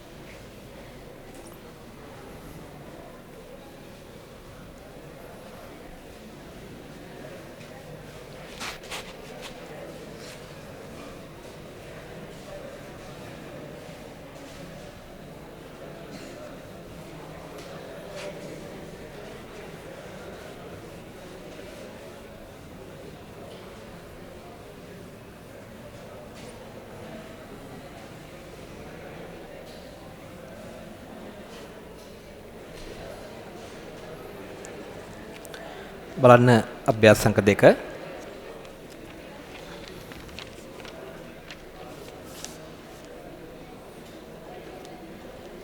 අයන්න ලංකා ආයතනයේ 2026 මාර්තු මාස වැටුප් හා වේතන පිළිබඳ විස්තර දීලා තියෙනවා. සේවකයෝ 3 දෙනෙක් ඉන්නවා. මූලික වැටුප් තියෙනවා, අතිකාල දීමනා තියෙනවා. අඩු කිරීම සේවක ණය වාරිකය, වැටුප් අත්තිකාරම්, උපයන විට ගෙවීම් බදු. රජය විසින් 2026 පෙබරවාරි මාසයේදී රයන් විසින් 2026 පෙබරවාරි මාසයේදී ව්‍යාපාරය වෙනුවෙන් දැරූ 15000ක වියදමක් 2006 මාර්තු මාසයේ වැටුප් ගෙවීමේදී ව්‍යාපාරය විසින් ඔහුට ගෙවා ඇත. මේ රයන්ගේ ඉහත මූලික වැටුප තුළ ඇතුළත්ය. සේවක අර්ථ සාධක අරමුදලට දායකත්වයන් සේව්‍යයා සිට 12යි, සේවකයා සිට 8යි. භාරකාරීත්ව අරමුදලට සිට 3ක් දායක වෙන්න ඕනි. සේවක අර්ථ සාධක අරමුදල් සහ භාරකාරීත්ව අරමුදල් මූලික වැටුප් මත ගණනය කෙරේ. ඉහත සේවක ණයවල වාරිකවල ඇතුළත් පොලිය දීලා තියෙනවා 10200යි 1500යි. මාස වැටුප මාසය තුලම ගෙවනු ලැබේ. EPF ETF පසු මාසෙ ගෙවනු ලැබේ. 26 පෙබරවාරි මාසයේ මුළු මූලික වැටුප 150කි. 26 2යි 28ට සේවක ණය ගිණීමේ ශේෂය 240කි. ලේසිනේ. වැටුප ලේඛනය අහනවා ඉපයීම් තියෙන්නේ 2යි. අඩු කිරීම තියෙනවා 1යි 2යි 3යි. EPF උත් වෙනවනේ 4යිනේ. 2යි 4යිනේ. ඉපයීම් 2යි අඩු කිරීම 4යි. රූල් කරගන්න පුළුවන්.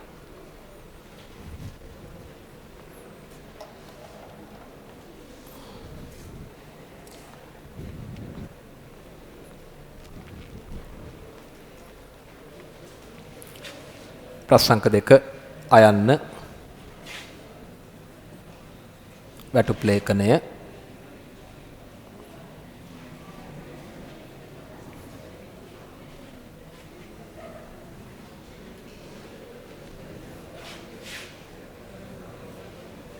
සේවකයාගේ නම ඉපැයීම්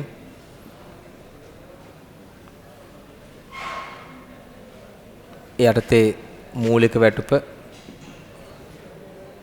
සාතිකාල දීමනා. එතකොට දල වැටුප ලැබෙනවා. අඩු කිරීම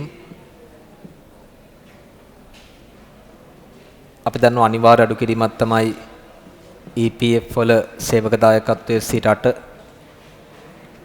ඊට අමතරව සේවක ණය වැටුප් අත්තිකාරම්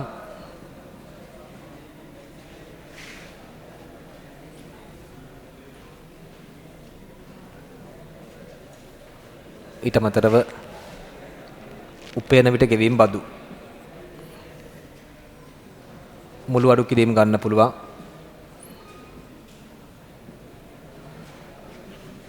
ඊට පස්සේ ශුද්ධ වැටුප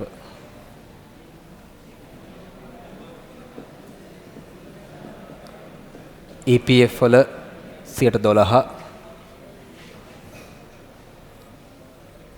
ETF වල 3%.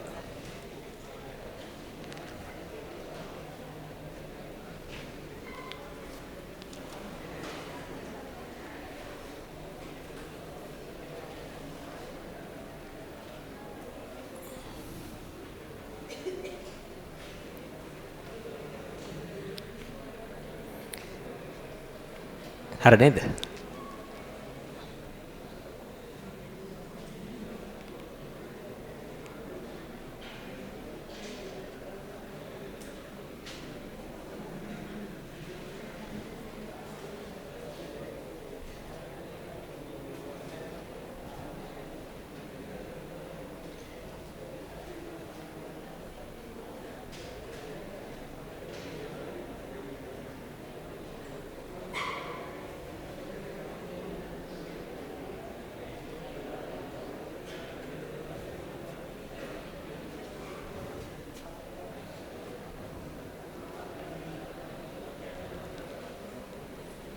හරි බලමු. සේවකයෝ 3 දෙනයි නීල්, රයන්, ඕලු.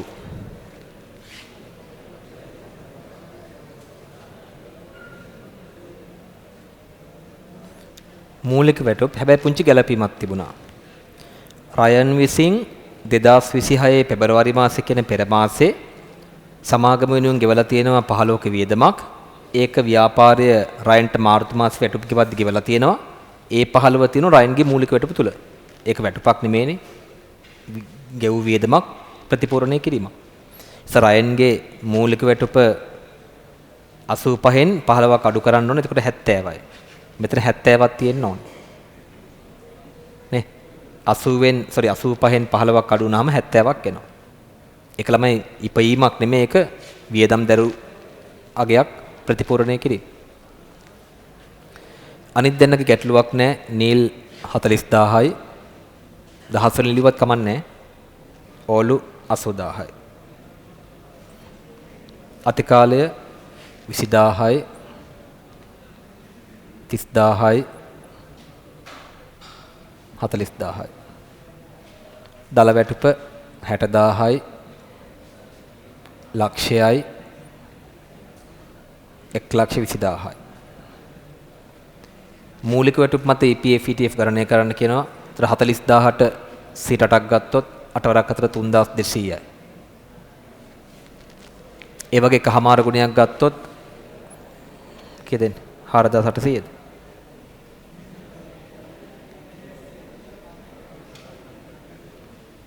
එකෙන් 4න් එකක් ගත්තොත් 1200යි. 70000න් 8ක් ගත්තොත් 5600ද?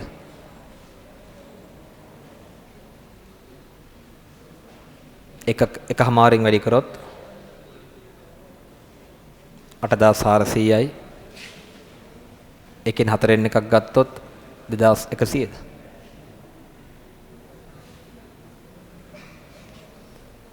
අසූදාහෙන් 8ක් ගත්තොත් 6400යි. එකමාර ගුණයක් 9600යි. එකෙන් 4න් එකක්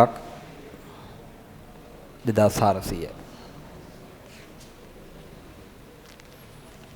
ඊට පස්සේ සේවක ණය වාරිකය දීලා තියෙන්නේ. එතකොට 8000ක් අඩු කරන්න ඕනේ. 10000ක් අඩු වෙන්න ඕනේ. 18000ක් අඩු වෙන්න ඕනේ. වැටුප්පත්තිකාරම් 5000යි 10000යි මෙයාගේ නැහැ. උපේන විට ගෙවීම් බදු 400යි 600යි 900යි. මුළු අඩු කිරීම 8යි 13යි 13400යි 20යි 600යි. වැරද්දුවා මන්නේ 4ක් තියෙනවනේ. 8යි 13යි 16යි 600යි.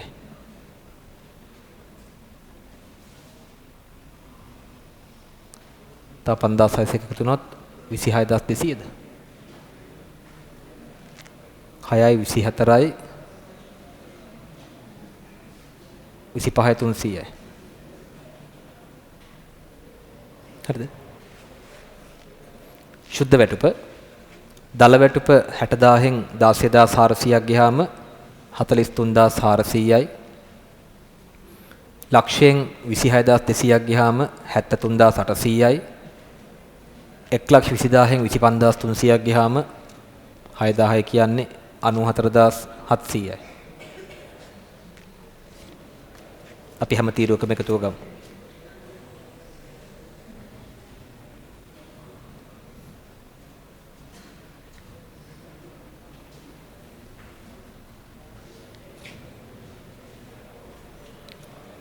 මූලික වැටුප් වල එකතුව 110යි 190යි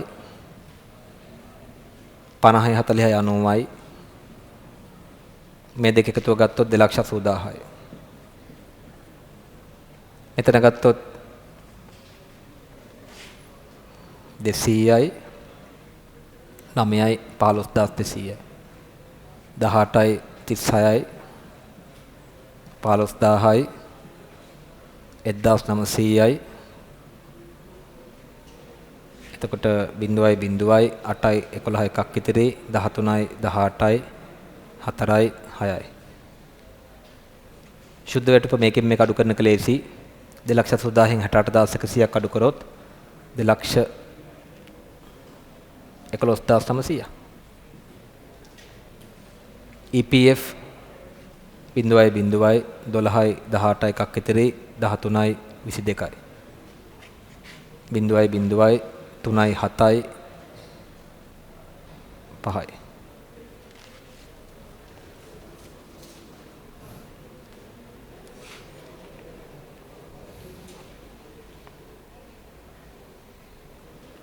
බලන්න මේක තුන් ටික එනවද කියලා.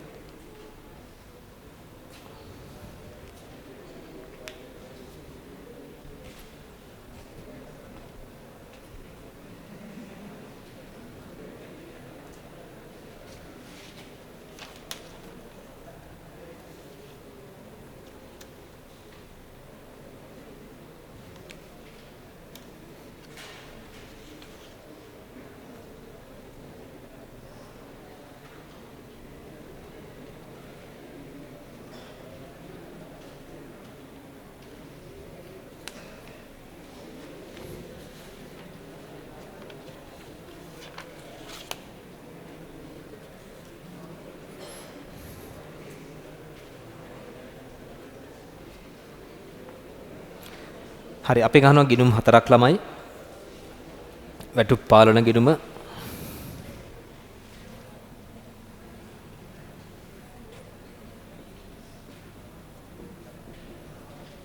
ඊට පස්සේ උපචිත්ත සේවක අර්ථ සාධක අරමුදල් ගිණුම ඒ කියන්නේ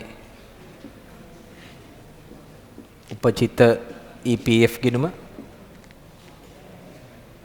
ඊළඟට සේවක බාරකාර අත්තර මුදල් වියදම් ගිණුම ඒ කියන්නේ EPF වියදම් ගිණුම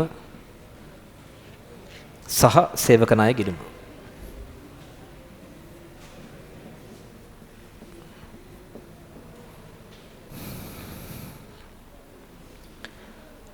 දැන් අපිට කියනවා වැටුප් මේ මාසෙම ගෙවනවා. හැබැයි EPF ETF පසු මාසෙ ගෙවන්න. EPF ETF ගණනය කරන මූලික වැටුප් පන්දා. එහෙනම් අපිට කියනවා අවසානට බලන්න ළමයි 26 පෙබරවාරි මාසෙ කියන්නේ පෙර මාසෙ. පෙර මාසෙ මූලික වැටුප දෙන 150. ඒක මත උපචිත EPF වල ආරම්භක ශේෂය හොයා ගන්න පුළුවන්. එහෙනම් ආරම්භක ශේෂය වෙන්නේ ගිය මාසෙ මූලික වැටුප 150යි. ඒක මත සිට කීයක් එනවද? සේවක දායකත්වය 8යි, සේවා යෝජක දායකත්වය 12යි, සිට 20ක් එන්න ඕන. ඒ කියන්නේ 30ක් ශේෂය එන්න ඕන. නේ?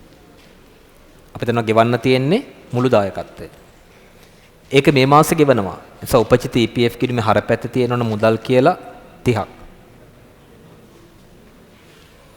ගිය මාසෙ මූලික වැටුප 150යි නම් සේවක දායකත්වය 8යි, සේවා යෝජක දායකත්වය 12යි කියන්නේ දෙක එකතු 20ක් අපි ගෙවන්න ඕනේ. රජයට ප්‍රේෂණය කරන්න ඕනේ. ඒක තමයි වගකීම වෙන්නේ.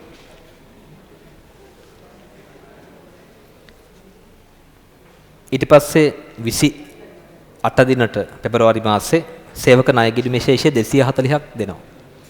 අපි දන්නවා සේවක ණය කියන වත්කම් ගිණුමක්. එහෙනම් ආරම්භක ශේෂය ලියන්න හරපැත්තෙන් 240ක්.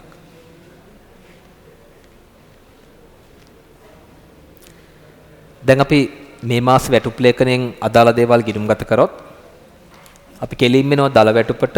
දල වැටුප ගිණුම්ගත කරන්නේ වැටුප් වියදම් ගිණුම හර වැටුප් පාලන ගිණුමට බැර. වැටුප් කියලා ලියන්න වැටුප් පාලන ගිණුමේ 2,80,000. දල වැටුප ගිණුම්ගත කරන්නේ වැටුප් වියදම් ගිණුම හර වැටුප් පාලන ගිණුමට බැර. EPF 8ක් තියෙනවා 15,200ක්. සියලු අඩු කිරීම වැටුප් පාලන ගිණුමට හර. එහෙනම් මෙතන හර වෙන්න ඕනේ 15,200. ඒක බැර වෙන්න ඕනේ උපචිත EPF ගිණුමට. බැර කරන්න වැටුප් පාලන කියලා මම මෙතන රුපියල් කරන්නම් 30000යි 30000යි. මෙතනත් 2,40,000යි. උපචිත EPF ගිණුමට බැර කරන්න 15,200. ඊට පස්සේ සේවක ණය 36,000ක් තියෙනවා. වැටුප් පාලන ගිණුමට 36,000ක් හර කරන්න. මේක සේවක ණය සහ පොලී කියන දෙකටම යන්න එපා. නේ?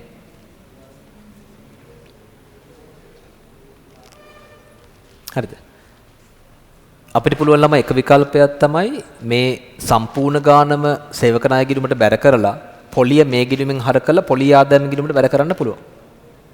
මම එහෙම දාන්නම්. අර බැංකු ණය වගේම ඔන සේවක ණය අය කරගන්නකොට වාරිකය එතකොට අපිට මෙතන ණය ලිව්වත් ඇති.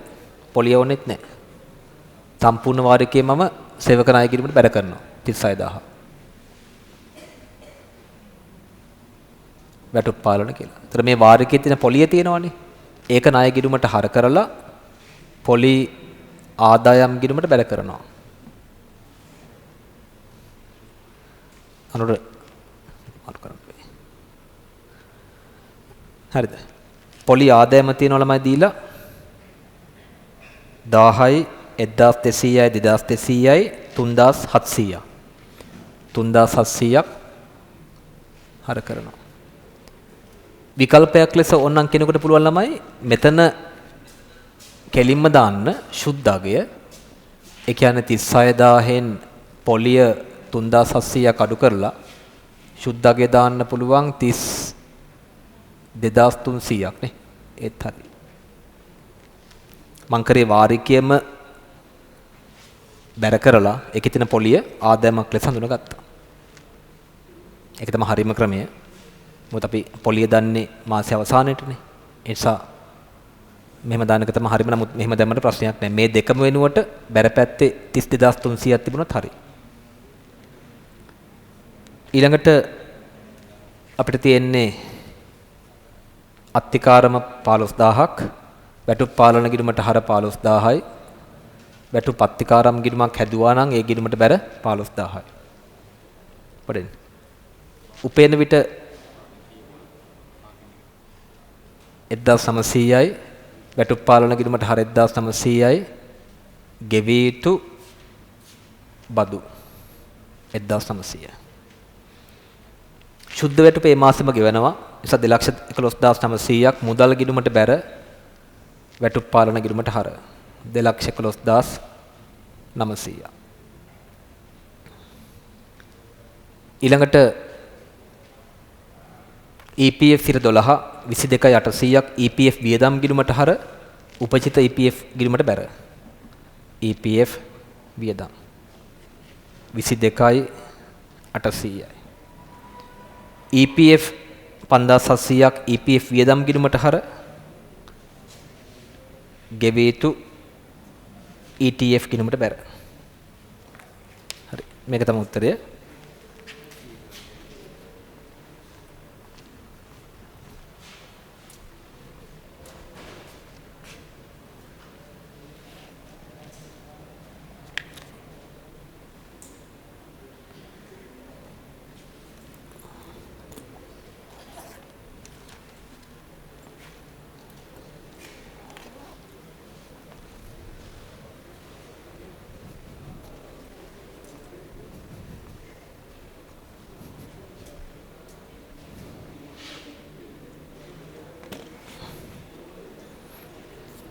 මම ලකුණු ටික allocate කරන්න.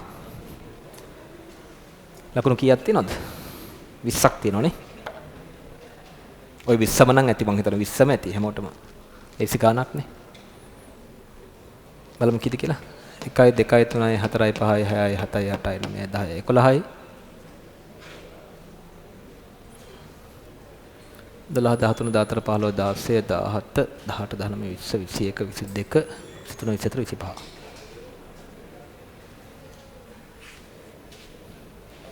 මෙහෙම දෙන්න.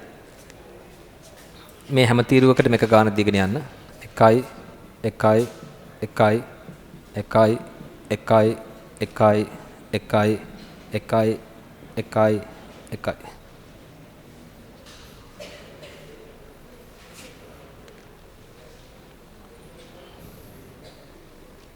ඒක ඇත්තටම හරියට ගත්තොත් මෙන්න මේ EPF ලද වෙනවා.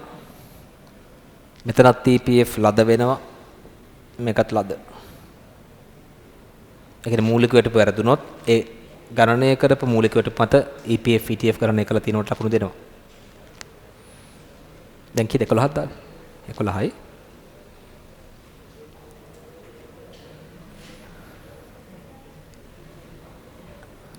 මේ 280000ට ලද එක ලකුණයි. මෙතන අයිතම තියෙනවා 1යි 2යි 3යි 4යි 5ක්. මේ ටිකට ඔක්කොම ලද අයිතම දෙකකට එක බැගින් උපරිම ලකුණු 2යි.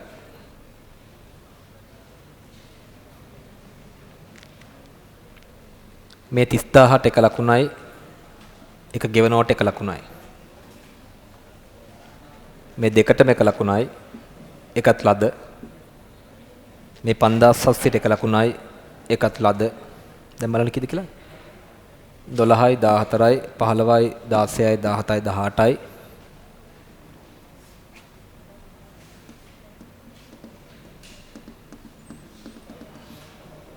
මෙතන සුද්ධාගය ගත්තා නම් ලකුණු දෙකක් දෙන්න. ඒකත් ලද ඇත්තටම. සුද්ධාගය ගත්තා නම් ලකුණු දෙකයි. නැත්තම් මේකට එකයි. ඒකත් ලද. මේකට හැබැයි නිවැරදි. එකයි. සුද්ධාගය ගත්තා නම් යම් කෙනෙක් කෙලින්ම ලකුණු දෙකම දෙන්න. විසරනේ. ඔක ඉතින් බලන්න දෙයක් නැහැ. හැමෝගෙම 20න් 20ම ඇති කියලා මං හිතනවා.